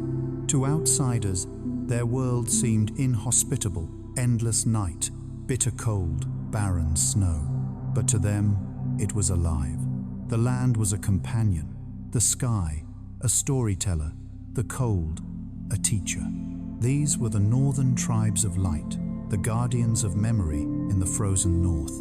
Across the Arctic, from the Sami in Scandinavia to the Nenets in Siberia, from the Inuit of Greenland and Canada to the Chukchi of the Russian Far East, each tribe carved a rhythm of life from the impossible. Their languages carried more words for snow, ice, and wind than any book could hold. They did not simply describe their surroundings, they spoke with them. In their words, the weather was not an object, but a relative, an elder with moods and lessons. For thousands of years, they followed the reindeer herds, the migrations of seals and whales, the movement of light itself. Seasons were not marked by months, but by changes in the snow's texture or the tilt of the Sunday. When the first twilight of winter descended, they built homes of hide, bone, and ice, where the warmth of a single lamp could mean survival. When spring returned, they packed their lives onto sleds and followed the thaw. They did not conquer their world, they traveled in harmony with it. In the deep winter, when the sun disappeared completely, they turned inward. Families gathered in circular dwellings where the air smelled of smoke, oil, and snow. Elders told stories by lamplight stories that wove the visible and invisible into one. The sky, they said, was alive with souls. The aurora was the dance of ancestors, or the fire of celestial beings playing in the heavens. Children were told not to whistle at the northern lights, or the spirits might swoop down and carry them away. These tales were not superstition, they were reverence. They taught respect for forces greater than the self. To live here meant listening. To the wind's direction, to the crack of ice, to the silence between storms. Every sign carried meaning. A certain type of cloud foretold snow. The color of twilight told hunters how far away prey might be. Even the sound of the sea ice shifting underfoot became a kind of language. Their knowledge, passed down through generations, was as intricate as any science. They could read the snow's surface and know how long it had been since the last storm, or whether a sled could pass without breaking through. They tracked stars hidden behind clouds, felt the Earth's magnetic pull through instinct. Survival was not skill alone, it was intimacy with the land. And yet, within this harshness, their lives were rich with beauty. The northern tribes understood celebration as necessity. During the long nights, they sang songs that mimicked wind and water. Rhythms meant to remind the heart that movement still existed, even in stillness. They carved figures of animals from bone and stone, not as idols, but as companions, reminders that life continued outside the walls of snow. The Sami people, known as reindeer herders, carried bells on their harnesses so that even in blizzards, the herd's song could be heard. Their traditional dress, bright with blues, reds, and yellows, shone like living fire against the snow, a defiance of monotony, a human aurora walking across white plains. The Inuit built lamps called quillik, fueled by seal oil, their steady flame symbolizing life itself. The flame's light was considered sacred. It was never allowed to die while people slept. Each tribe's connection to the polar night was spiritual as much as practical. The long darkness was a time for reflection, storytelling, and renewal. It taught patience, humility, and gratitude. When the sun finally returned, It was celebrated not with noise, but with quiet awe. Children would run outside to greet the first rays, faces turned upward, eyes closed, absorbing the warmth as though seeing light for the first time. Even now, though snowmobiles have replaced sleds and satellites map the tundra, the essence of these traditions survives. Modern Arctic peoples still follow the rhythm of the seasons, still honor the return of light. The old songs are sung beside radios. The same constellations guide them home. The Aurora, once a message from spirits, has become a shared wonder, a bridge between ancient myth and modern science.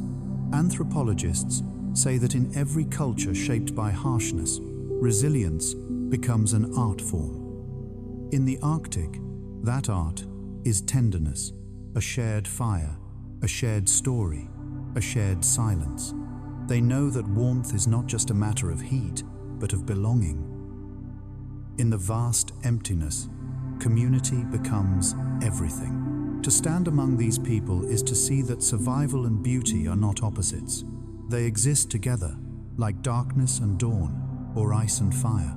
The tribes of light do not live.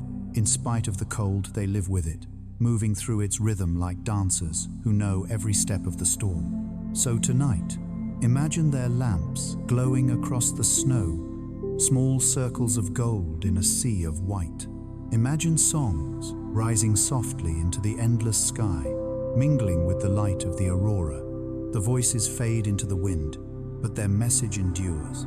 The world, no matter how cold, is still alive with warmth.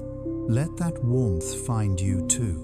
Let it remind you that even in the darkest places, people have always found ways to sing, to hope, and to love.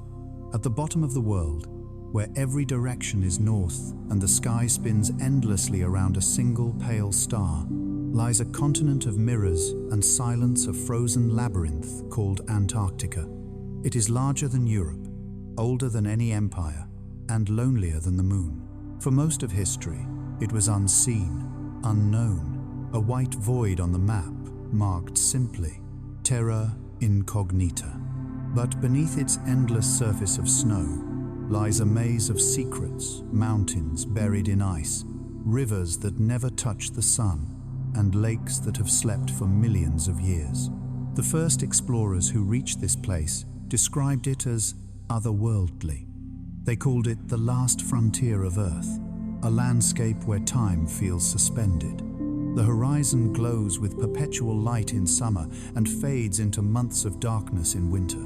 Winds sweep across the plateaus at speeds that can strip paint from metal, and yet the air is so dry that even in those storms, almost no snow falls. It is a paradox, a desert made of water, a sea turned to stone. To cross Antarctica is to step into geometry, vast plains of white, stretching so far that the sky itself seems to fold downward and touch the ground. There are no landmarks, no trees, no familiar shapes. Distances deceive, shadows bend. People who travel here speak of whiteout, a phenomenon where horizon, earth, and sky become one. You can lose all sense of up and down, forward and back, trapped in a blindness made of light. It is beautiful and terrifying, like walking through the memory of creation. Yet under this still surface, Antarctica is not dead. It hides motion everywhere. The ice sheet, miles thick, flows slowly toward the sea, carrying ancient air, dust, and fossils within it. Beneath that ice lies an unseen world, a network of mountains taller than the Alps, rivers that flow through darkness, and subglacial lakes sealed away for millions of years. Lake Vostok, one of the largest, has been isolated for so long that its ecosystem evolved separately from the rest of Earth. When scientists pierced its barrier, they found traces of life microorganisms that had never known sunlight. They were fragile but thriving, proving that existence needs neither warmth nor light, only persistence. The deeper the exploration goes, the stranger the discoveries become. Radar scans reveal buried canyons, valleys the size of countries, and even hints of volcanic heat beneath the ice. Some scientists believe that entire regions of liquid water lie beneath the continent, warmed by the planet's inner fire. In these places, ice and magma coexist, ancient opposites locked in quiet conversation. Above them, glaciers slide, creak, and split the continent, constantly reshaping itself, unseen by the world above. There are caves, two enormous blue chambers carved by wind and meltwater. To step inside one is to enter another planet. The walls glow with cold light, smooth as glass, painted in shades of turquoise and indigo. Sounds echo endlessly. A single breath becomes a chorus. A heartbeat returns a second later, as if the ice itself is answering. These caves are the lungs of Antarctica, breathing slowly in the rhythm of thaw and freeze. And yet, for all its cold grandeur, Antarctica is fragile. The ice shelves that fringe its coasts are breaking faster each year. Great slabs of ice the size of cities carve into the sea, drifting away as glittering islands. Each crack, each collapse, is part of a story written in the language of climate. A story we are only beginning to understand. When an iceberg falls, the sound is unlike anything else on Earth, a deep, thunderous roar that shakes the air, a sound that feels like time itself breaking open. Still, life endures here, quiet and miraculous. Emperor penguins gather in vast colonies, huddling together through storms, their bodies forming a living wall against the cold.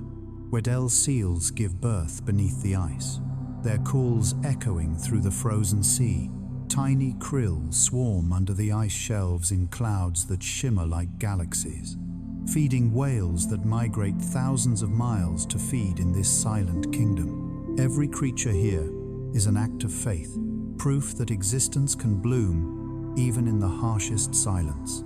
For the scientists who live here, the experience is one of constant contradiction, isolation and discovery, desolation and wonder. Their research stations glow like small constellations against the endless white. Inside, the air smells of coffee, ozone, and metal. Outside, the world hums with wind and distance.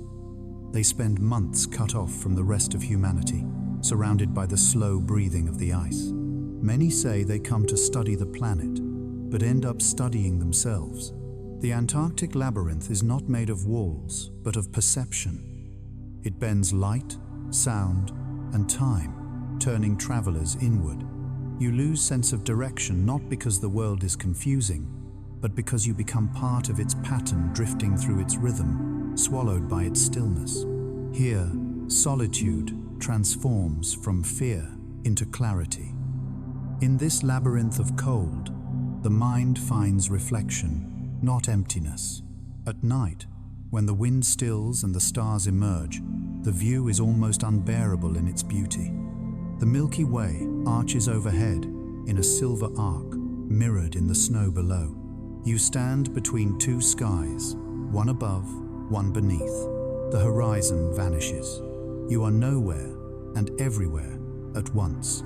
And for a fleeting moment, you understand what the early explorers meant when they wrote that Antarctica is the closest thing to eternity a human can walk upon. So, as you listen tonight, imagine wandering that labyrinth, the wind brushing past, the air so clear it feels like glass. You are surrounded by silence, but not alone. Beneath your feet, the earth hums softly, carrying the weight of centuries. Above you, the stars shimmer like frozen sparks. You are standing at the edge of the known world, yet somehow it feels like home. Let that stillness fill you. Let the labyrinth open in your imagination, a place not of confusion, but of endless calm. Because in this frozen maze of ice and time, every path, no matter how winding, leads back to the same truth, that, even in isolation, the world is alive with quiet wonder. If you could stand above the earth and listen, truly listen, you might hear something faint, a rhythm that beats not in seconds, but in centuries. It is the pulse of the planet, carried through ice, ocean, and air. Nowhere does that heartbeat sound clearer than at the poles, where the frozen world rises and falls with the seasons, breathing in winter and exhaling in summer. The rhythm is so vast that we barely notice it, yet every gust of wind, every wave on every coast, is shaped by its timing. The polar regions are the metronomes of the Earth. In winter, the sea ice grows outward, like the slow bloom of a flower, stretching thousands of miles. The planet's white crown expands, reflecting sunlight back into space, cooling the atmosphere. In summer, it recedes again, melting into the ocean that gave it birth. This cycle of freezing and thawing regulates temperature, rainfall, and even the rhythm of life itself. The planet's weather is a symphony, and the poles are its drummers, slow, steady, relentless. Beneath the surface, the ice sheets are not static but alive. They surge and retreat, grinding rock beneath them, feeding rivers with meltwater that runs for hundreds of miles before meeting the sea. Scientists call this slow movement glacial flow, but it is something more than motion. It is breath. It is the Earth adjusting itself, balancing its temperature, redistributing its weight. The whole planet flexes under that invisible touch. Even the oceans answer. When the Arctic and Antarctic freeze, they push salt deeper into the sea, creating dense, heavy water that sinks. That water becomes part of a global current that circles the world, carrying oxygen and heat. The journey can take centuries, but it never stops. What freezes in the north today might one day rise as warm current in the tropics, feeding storms and rain that nurture forests far away. This, too, is heartbeat, a loop that connects everything that breathes. Instruments have measured the faint vibrations of glaciers, the low-frequency rumble of shifting ice. These tremors are sometimes called cryoseisms or icequakes. They sound like distant thunder rolling underfoot. When satellites record the data, the waves appear like slow drumming on the planet's surface. It is as if the Earth itself were keeping time, a reminder that beneath all our noise and haste, there is a deeper rhythm guiding us. Long before science, ancient people sensed this heartbeat. The Inuit said the Earth was a living being, and when she shifted in her sleep, the ice cracked. The Sami told stories of Biega, the wind spirit whose breath stirred both snow and sea. In every legend, the poles were never lifeless. They were the pulse points of creation. Modern scientists confirm what those stories intuited. The poles regulate more than weather. They regulate stability itself. When the Arctic warms, jet streams wobble, and the balance of seasons falters. Heat waves in the south, storms in the west, all trace their lineage to a change in rhythm at the top and bottom of the world. The pulse is quickening, they say. The heartbeat is irregular. And yet, standing among the glaciers, you would not feel fear. You would feel awe. The scale of motion here defies imagination. A single iceberg, the size of a city, breaks free and drifts into open water. Waves ripple outward, subtle but unstoppable. A seal surfaces through a crack in the ice, exhales steam, and disappears again. Everything moves slowly, yet together. The silence is not emptiness, it's coordination. At night, the wind rises and the stars shift. The aurora flares, painting the horizon with pale green light. For a moment, you can almost see the earth breathing, the faint shimmer of mist lifting from the ice, the whisper of water flowing beneath, the sigh of wind brushing over miles of snow. It is a rhythm without beginning or end, a song the planet sings to itself. Even in sleep, your body mirrors this cosmic pulse. The slow in and out of your breathing, the steady drum of your heart, the ebb and flow of your thoughts, they follow the same pattern. You are not separate from the Earth's rhythm. You are part of it. The same physics that drives the tides moves your blood. The same carbon that drifts through the air fuels your lungs. There's a strange comfort in that realization. The world can feel chaotic, loud, uncertain. But underneath it all, the pulse continues vast, steady, patient.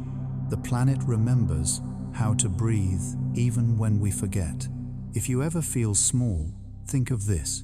When you breathe in, a molecule of air once touched an Antarctic glacier. When you breathe out, that same molecule might someday drift over the Arctic ice. In that exchange, you and the planet keep each other alive. Every inhale is a joining, every exhale a gift. So tonight, as you drift toward sleep, imagine that heartbeat beneath the cold, the slow rhythm of ice and water, of motion and pause. Let your breathing fall into sync with it.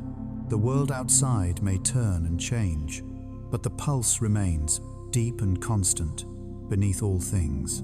The earth is breathing, and you are breathing with it. Deep beneath the frozen soil of the Arctic, under layers of tundra and seafloor sediment, something ancient stirs. It has waited for tens of thousands of years, locked away in crystals of ice. It is invisible, flammable, and restless methane, the breath of the frozen earth. Each molecule trapped in permafrost is a time capsule from a vanished world, air exhaled by forests long gone, sealed away by the cold. But as the planet warms, that stillness begins to break, and the ice starts to breathe again. To most, ice seems lifeless, hard, solid, eternal, but it is porous, full of cavities and pockets where gas accumulates. Beneath the Arctic seas and frozen bogs, methane forms in clathrates, lattices of ice that hold gas within their geometric embrace. Imagine a snowflake, the size of a continent, its structure capturing air instead of light. For millennia, the ice kept it there, undisturbed. Then, the world changed. Temperatures rose, and the cold grip loosened. Scientists first noticed it decades ago, strange bubbles rising from the ocean floor near Siberia, forming shimmering curtains in the water. At first, they thought it was a local phenomenon. Then they found it in Alaska, in Canada, in the Laptev Sea. The frozen earth was exhaling. Some called it the methane pulse. The Arctic, once a silent reservoir, had begun to speak. Methane is a simple gas, but its power is immense. It traps heat far more efficiently than carbon dioxide, a ghost that warms the air long after it vanishes from sight. When released slowly, nature can absorb it. But when released suddenly, as from melting permafrost, it becomes a fever the planet cannot easily cool. Scientists travel to the tundra each summer with instruments that hiss and click, measuring invisible breath. They kneel on ground that once never softened, now slick with meltwater, and listen as bubbles rise through lakes. Sometimes they light them with a spark. The surface ignites, burning blue fire on ice, the most fragile paradox. But methane is not only a warning, it is a story. It tells us about an Earth that remembers everything. The gas comes from the remains of ancient life ferns, insects, animals that once roamed warm forests near the poles. When the ice sealed them away, it also preserved their last exhale. Each release today is a whisper from those forgotten worlds, a message in gas form. We were here once. We are still part of you.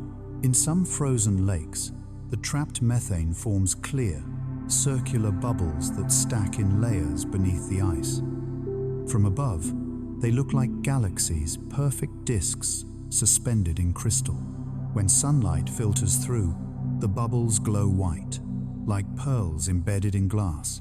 They are breathtaking, delicate, and ominous.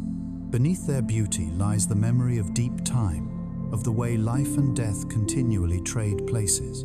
The thawing permafrost reveals more than gas. It reveals relics, mammoth bones, seeds, even entire prehistoric wolves, their fur still intact, their teeth still sharp. They emerge not as fossils, but as bodies, preserved by the cold. It is as if the past itself is thawing, one story at a time. and along with those remains comes the release of everything they exhaled. The air of extinction becomes part of the atmosphere of the living. To stand on such ground is to feel the fragility of boundaries between life and death, between past and present. You can hear the earth's breath escaping, subtle and soft, like the sound of soda fizzing in a glass. It's both beautiful and haunting. It reminds us that nothing buried stays buried forever. The planet keeps all its secrets for a while, then returns them, reshaped.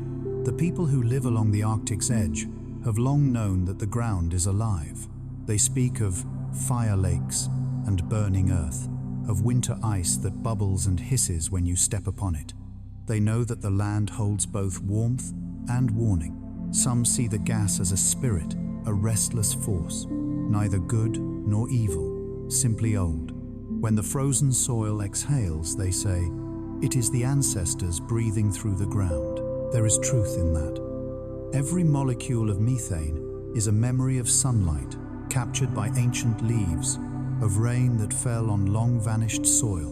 What escapes now is not poison, but remembrance, a record of a time when the world was different. The danger lies not in the gas itself, but in the imbalance, in the way we have tilted the rhythm too far. The ice no longer breathes slowly, it gasps. And yet, within this unsettling process, there is wonder.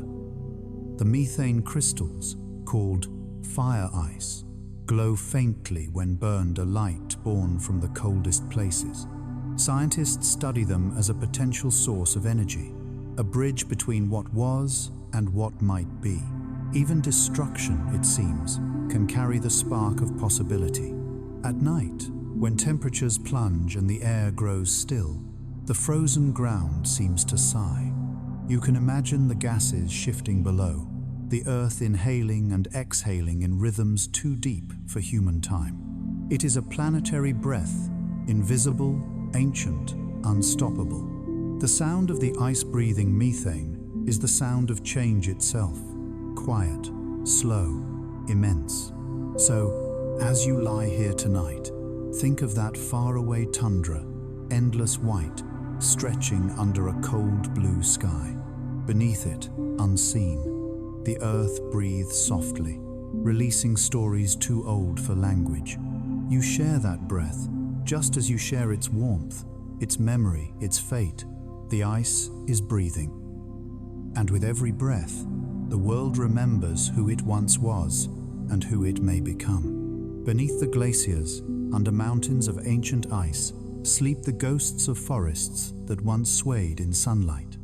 Millions of years ago, before the poles turned white, these regions were alive with green, with rivers that flowed through fern valleys, trees that reached toward a gentle polar sun, and creatures that called the warmth home. Now, only their traces remain.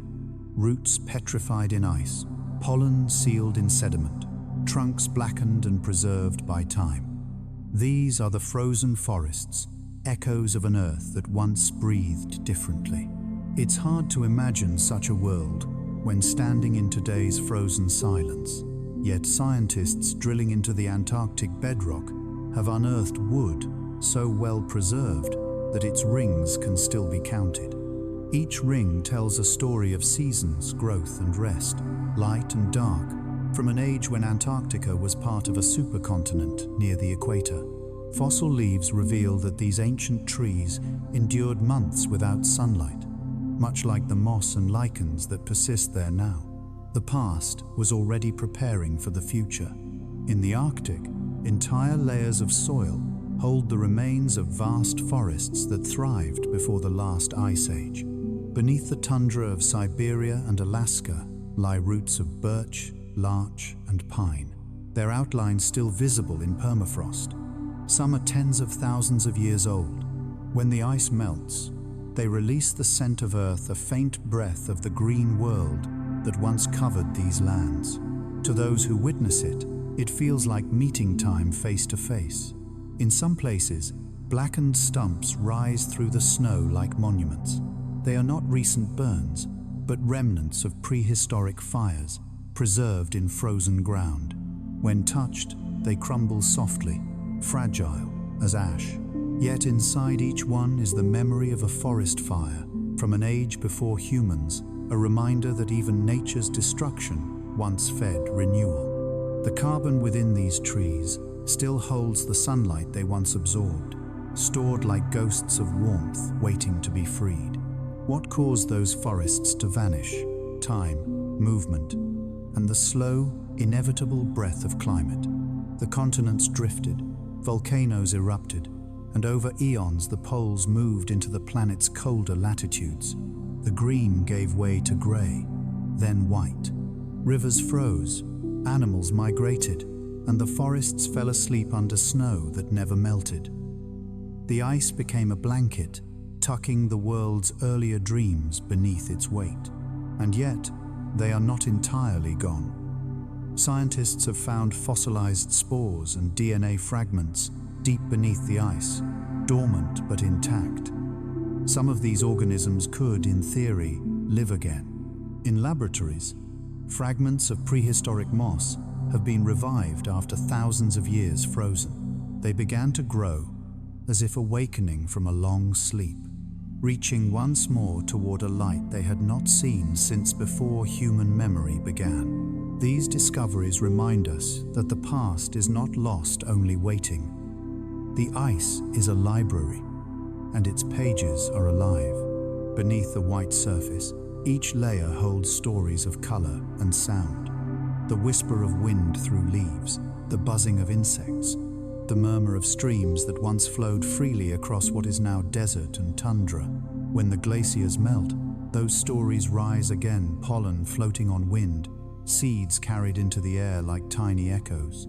The people of the Arctic have their own tales about these buried woods. Some say the blackened trunks are the bones of sleeping giants. Others call them the Earth's hair, hidden beneath her frozen skin.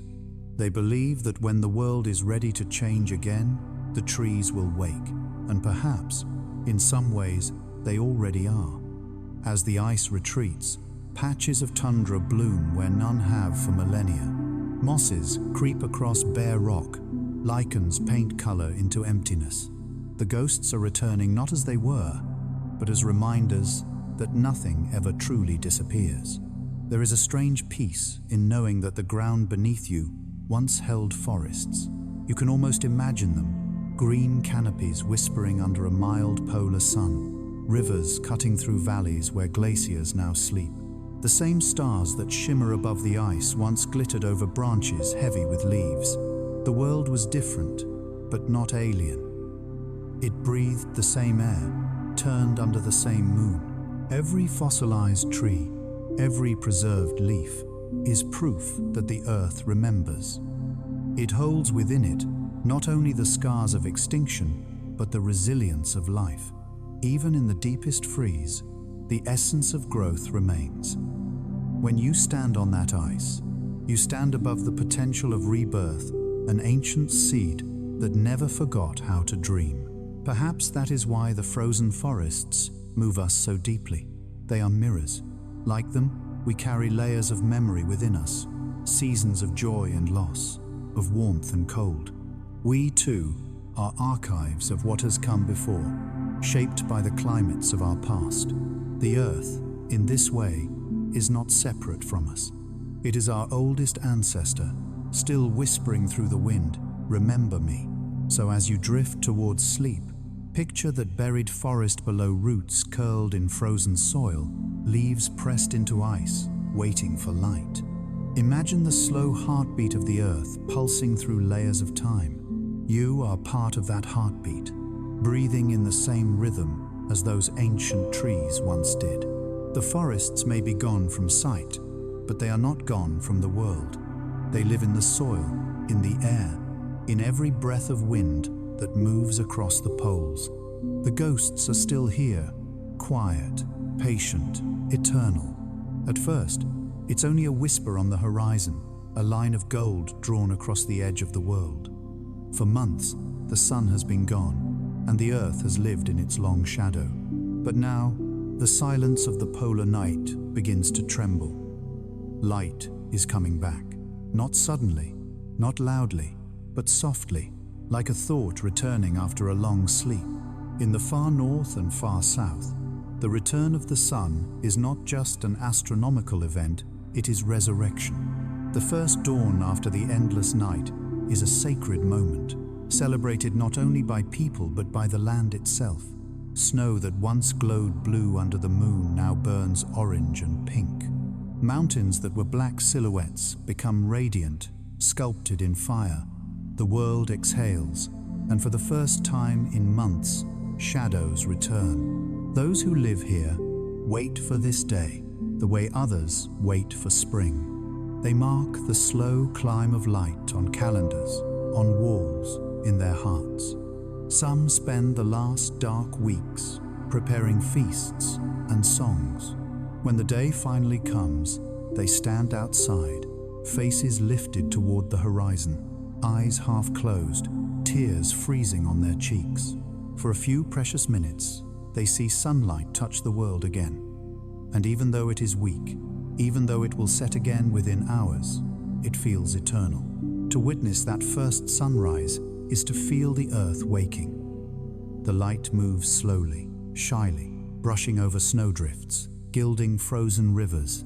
Ice crystals in the air scatter it into halos and arcs, creating phantom suns, sundogs that shimmer beside the real one like guardians escorting it home. The sky becomes a spectrum of impossible color, violet near the zenith, rose near the ground, and a pale green between them where night still lingers. The world seems to float between two realms, darkness and day, and for a few heartbeats, it belongs to both. The animals know before we do.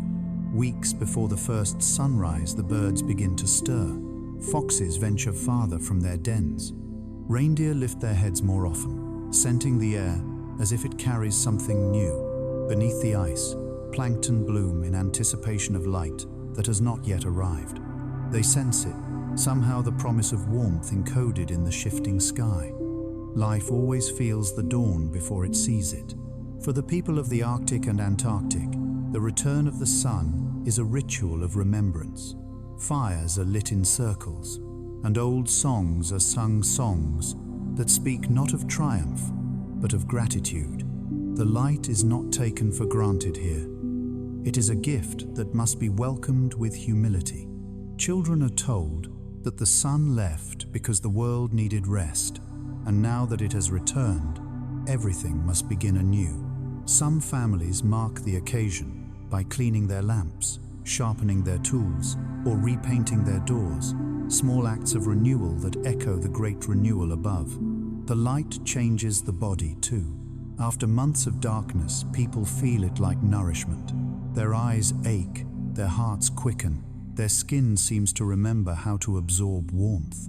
Melatonin gives way to serotonin. Sleep yields to energy. It's as if every cell in the body wakes alongside the Sunday. Scientists studying polar expeditions have noted how moods shift dramatically in these weeks, from introspection to joy, from silence to laughter. It is not just light that returns, but hope. Still, the transition is fragile. The sun rises higher each day, but it remains low on the horizon, casting long shadows that never fade. The warmth lags behind the light, and storms still come. But even during blizzards, people step outside to see the faint glow through clouds, proof that the world is still turning toward day. Each morning grows a little brighter, each night a little shorter. The balance restores itself. The ice responds as if listening. Snow softens, ridges glisten, and the sharp lines of winter begin to blur. The air smells faintly different, cleaner, sharper, tinged with the mineral scent of meltwater. Underneath the frozen surface, rivers begin to murmur again. The planet stirs in its sleep, and yet the return of light is never complete. Even in midsummer, the poles remain lands of twilight. The sun circles endlessly, but never climbs high. It glows instead of burns. It illuminates without blinding. It gives life gently, in long golden hours that never quite become day or night. This endless light is the mirror of the endless dark two halves of the same rhythm, each necessary for the other to exist. To witness this is to understand the cycle of endurance and renewal that defines the poles. The darkness is not punishment, it is preparation. The light is not victory, it is return. Both belong to the same breath of the world. Inhale and exhale, night and day. As you imagine that horizon now, picture the first sunlight touching your face after a season of night. Feel its faint warmth, its kindness. Hear the distant crackle of ice, the subtle sigh of wind, the sound of snow melting in tiny droplets. You are there, in that fragile dawn, part of the same awakening. And as you drift towards sleep, remember, somewhere, this very moment, the light is returning. It may be slow, it may be shy, but it always finds its way back. The world never forgets how to begin again. Every year, as the world tilts a little closer to the sun, the frozen edges of the earth begin to loosen. Rivers of meltwater carve through the ice, forming turquoise veins that wind toward the sea. What looks like destruction from afar is, up close, full of sound and motion, the ice hissing, cracking, sighing as it changes state. And if you listen carefully, you might realize that the melting itself is speaking. It carries messages, written not in ink or words, but in the rhythm of water returning home. The ice that melts today has been here for thousands of years. It contains within it the breath of mammoths, the dust of deserts, the ashes of ancient fires. When it melts, all that history flows back into the world. Scientists who collect the water from thawing glaciers call it liquid time. Every drop holds the memory of an age, layers of air, particles of pollen, traces of storms long vanished. When the ice turns to water, those memories are released, spreading through the ocean, the air, the rain. The past dissolves into the present, silently rewriting the atmosphere. At first, it seems peaceful, the slow drip of thaw, the gleam of sunlight on wet ice. But as the temperature climbs, the rhythm accelerates. Streams widen, cracks deepen, great slabs of glaciers break free and slide into the sea with thunderous grace. The sound is both magnificent and mournful, like the world applauding its own impermanence. For the scientists who witness these collapses, the feeling is conflicted awe and grief in equal measure. They are watching time itself collapse in real time. In Greenland, satellites record glaciers retreating miles inland every decade. In Antarctica, vast shelves break apart like shattered glass. Each loss changes the balance of the oceans, shifting tides and currents, raising water that reaches distant shores. But these are not only warnings, they are signals, reminders, written in motion. The Earth is alive, responding, adapting. The ice is not the end of something. It is a messenger carrying the story of change. If you were to hold a piece of melting ice in your hand, you would feel it speak through temperature alone. It burns, paradoxically, with cold. It leaves your palm wet and shining, as if marking you with its memory. That water has traveled farther than you ever will, from vapor to cloud, to snow, to glacier, and now back again to sea. It has touched every era, every form of life. It has never stopped moving. In that way, the melting becomes not tragedy, but continuation. The Earth does not lose water, it only reshapes it. The oceans swell, the rivers shift, clouds carry the same molecules into new rain. Nothing truly disappears, it only changes form. The planet is rewriting its own geography, line by line, as it has done countless times before. The difference now is speed. Where change once took millennia, it now takes years. The messages in the melting come faster than we can translate, and yet, within that acceleration, there is something deeply human, a mirror held up to us. The ice melts as we burn. The planet warms as our engines hum. We are part of this transformation, not separate from it. The water rising along distant coasts once fell as snow thousands of miles away. The air we exhale mingles with the same carbon sealed in the glaciers we watch dissolve. Every action, every breath joins the story of the melt. Still, the world does not accuse. It simply reflects. The ice does not melt in anger, but in inevitability. Its message is not of punishment, but of reminder that all things, even the strongest, return to flow. Watching glaciers fade is like watching a great clock unwind, a visual proof that time moves only one way. But within that motion lies renewal. As ice recedes, new ecosystems bloom. Lichens paint color across rock long hidden. Rivers awaken, carrying nutrients to the sea. What ends also begins. In Svalbard, researchers have recorded the sound of glaciers. Melting microphones placed beneath the ice capture the trickle of water, the crackle of air escaping.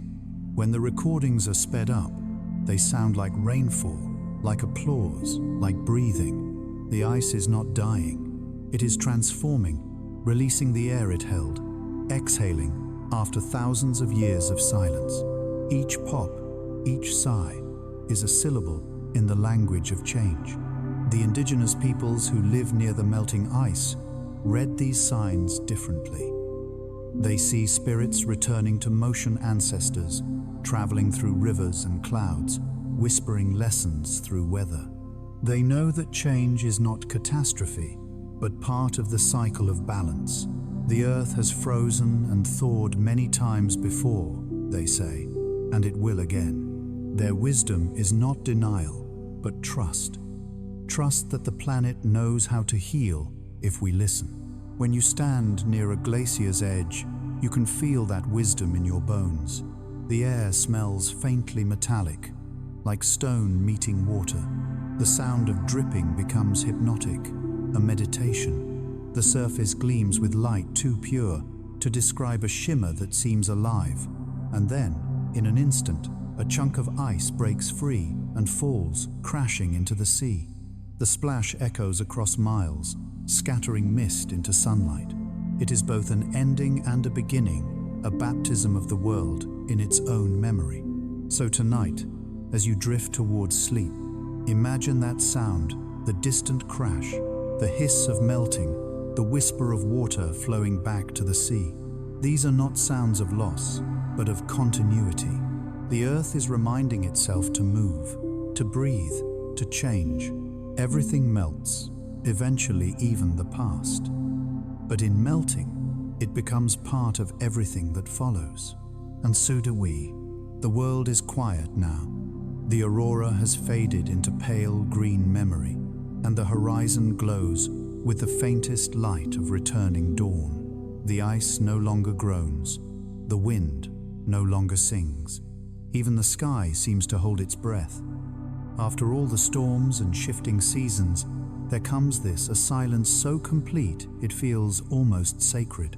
It is the moment before everything begins again, the soft pause between one heartbeat and the next. In the polar realms, this silence is not emptiness. It is restoration. Every creature, every drop of water, every atom seems to rest, gathering strength for what comes next. The fox curls into its den. The bear sleeps through months of darkness. The ice settles over the ocean like a blanket. The entire landscape exhales in unison, entering a kind of planetary meditation. There is no rush here, no ticking clock, no electric hum, only the slow, deliberate rhythm of existence, the deep breath of the earth itself. In this stillness, you realize how loud the rest of the world has become, how rarely we stop long enough to listen. But here, at the end of the world, there is nothing else to do. The quiet demands your attention. The explorers who lived through polar winters wrote about this hush with reverence. After months of storms, they said, The silence felt alive, a living presence, wrapping around them, whispering of endurance. One called it the Earth's sleep, a phrase that lingers even now. Because it's true, the planet does sleep, in its own way. It closes its eyes under ice, slows its pulse, and dreams of sunlight. The quiet before sleep is not just for the world, it is for you. After the long journey through light and darkness, through ice and wind, you have arrived here in the stillness where thought dissolves. The body remembers how to rest. The mind stops chasing. You become weightless, like snow falling through the air, like breath drifting from your lips. Outside, the cold is absolute, but inside, there is warmth, the warmth of your own heart, steady and patient. It beats like a metronome, echoing the slow rhythm of the glaciers beyond your walls. Each pulse says, I am here, I am alive, I am part of this. Even the stars seem to slow their flickering. Their light feels thicker, older, as though time itself has softened around the edges. You look up, and for a moment, it feels as if the sky is lowering its vast hand to rest gently upon the world. There is no distance anymore between Earth and cosmos, between you and everything else. Only continuity, the quiet assurance that nothing truly ends. In this silence, you might think of all the layers you've passed through, from the birth of snowflakes to the frozen oceans, from ancient ice to sleeping forests. Each one has led you here, to this stillness. You are standing inside the pause between inhale and exhale, between night and day, between memory and renewal. The stillness is not absence, it is invitation. If you listen closely, you can hear the subtlest sounds, the faint pop of ice settling, the sigh of distant wind across the tundra, the whisper of your own breathing.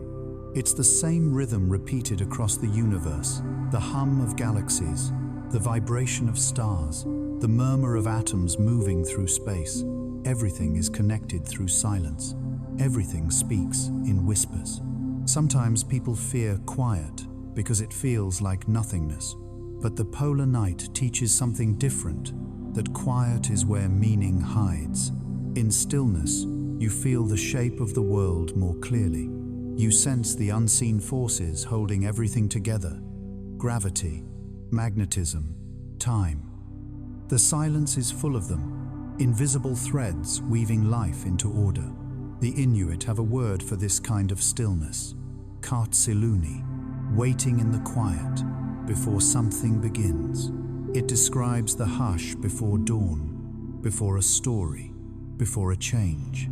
That is where you are now, not at an ending, but at a beginning, disguised as rest. The quiet before sleep is not death. It is renewal in its purest form.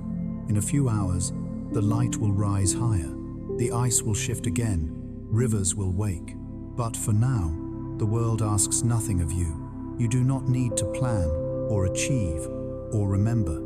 You only need to be.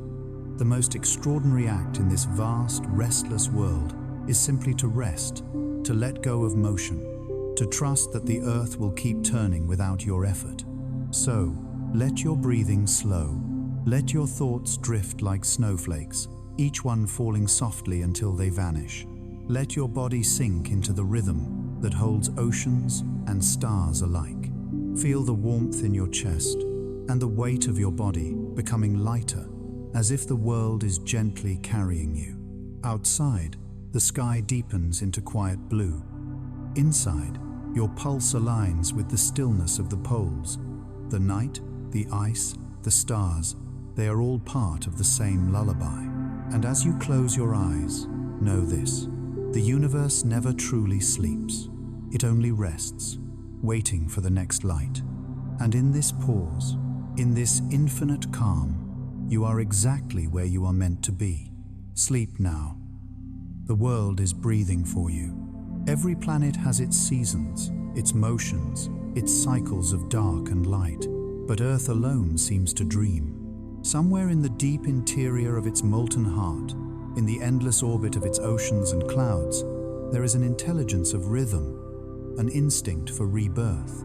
After the long sleep of winter, it always turns toward dawn. Even in the coldest corners of the poles, the dream of sunlight never fades. It waits, patient and certain, beneath the ice. The Earth's dream is not like ours. It does not imagine cities or stories, nor desire or fear. It dreams in balance. It dreams in tides and migrations, in the slow pulse of seeds beneath snow. Every glacier, every gust of wind, every atom of air takes part in that dream. Together, they form a single, wordless thought, continue. You can feel that dream if you listen. It hums beneath the noise of the world, in the vibration of trees swaying in wind, in the echo of whales calling through the sea, in the static between lightning and thunder. It is the Earth remembering itself, adjusting, realigning. It never truly stops. The planet is always composing, always revising, always whispering, "I am still alive."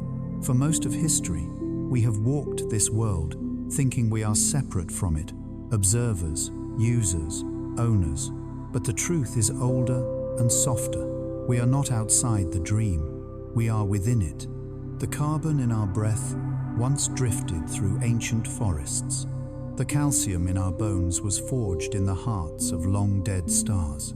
The water in our blood has circled the planet countless times, freezing, melting, raining, flowing. We are not guests here.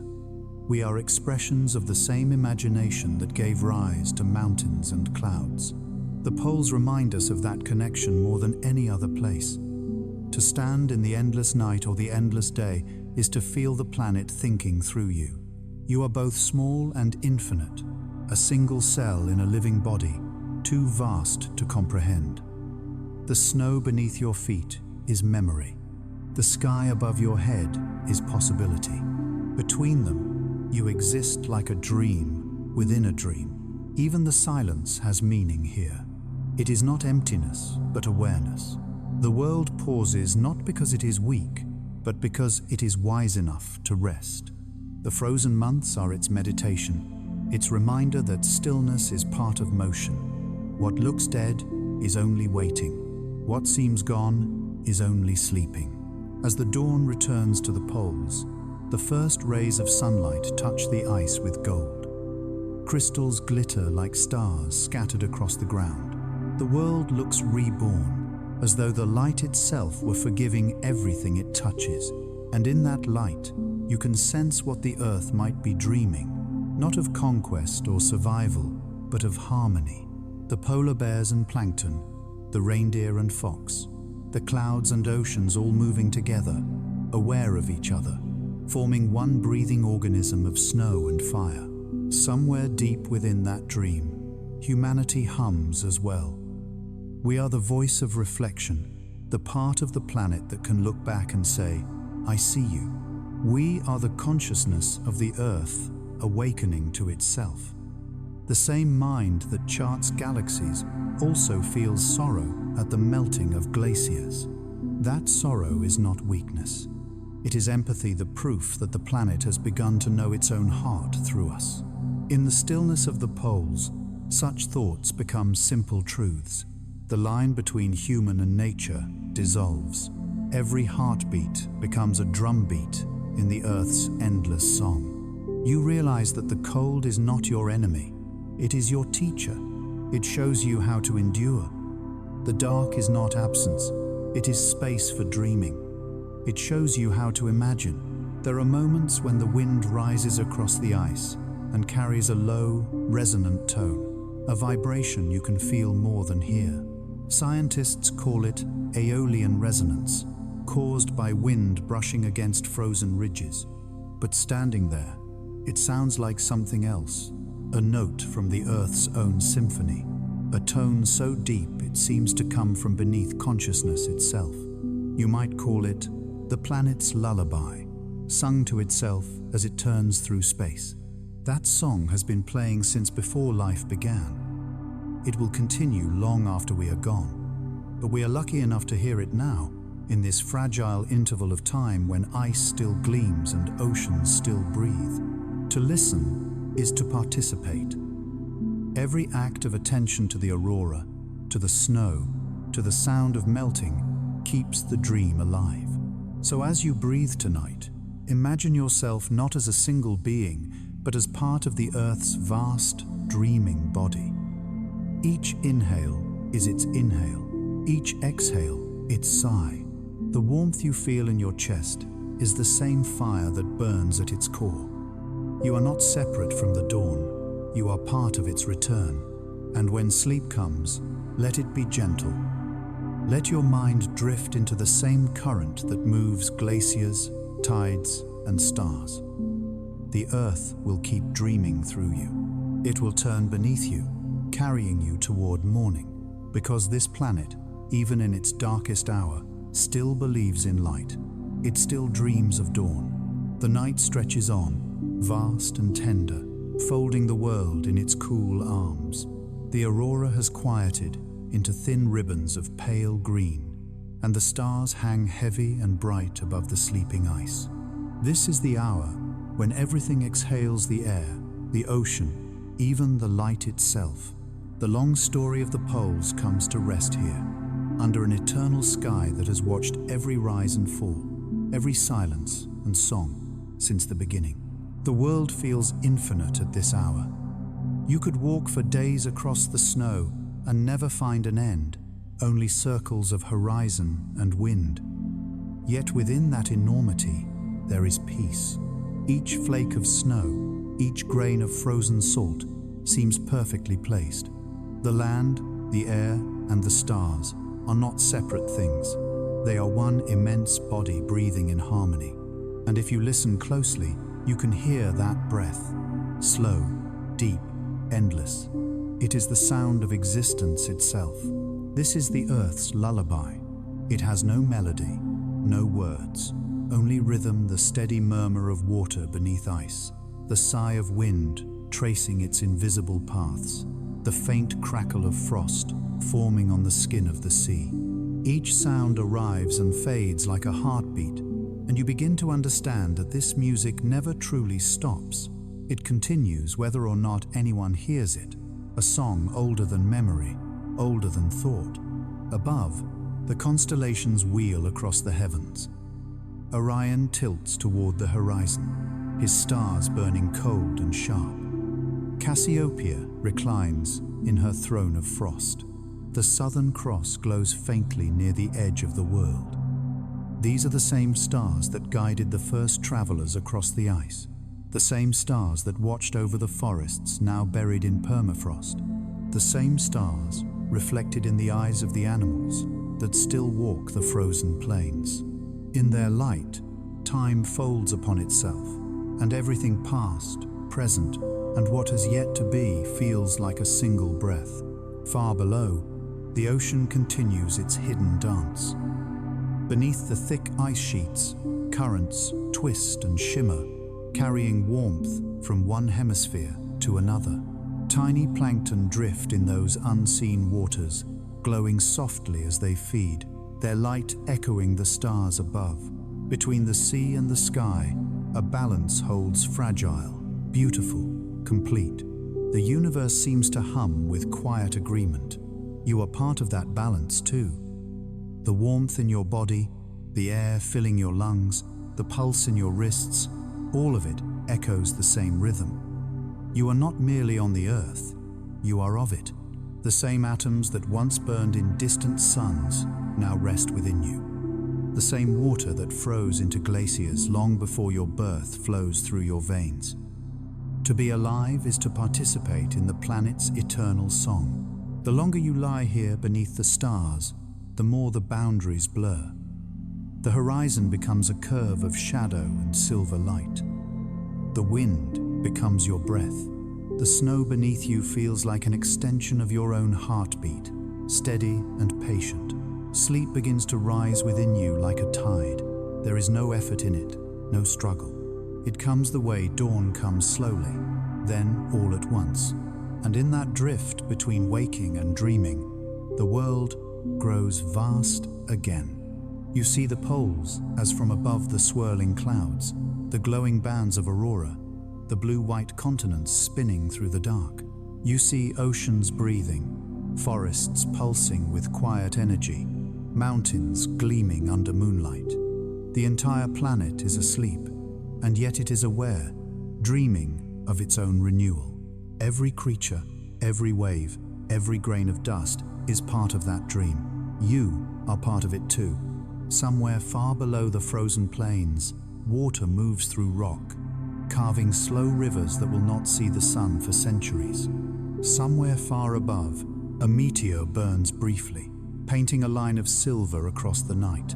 These moments happen together, part of the same endless motion. Nothing is still, nothing is lost. Even sleep is movement, the mind wandering through its own constellations, mapping invisible skies. The Eskimo Aleut languages have a phrase, kaumanik, meaning the light that comes from the heart.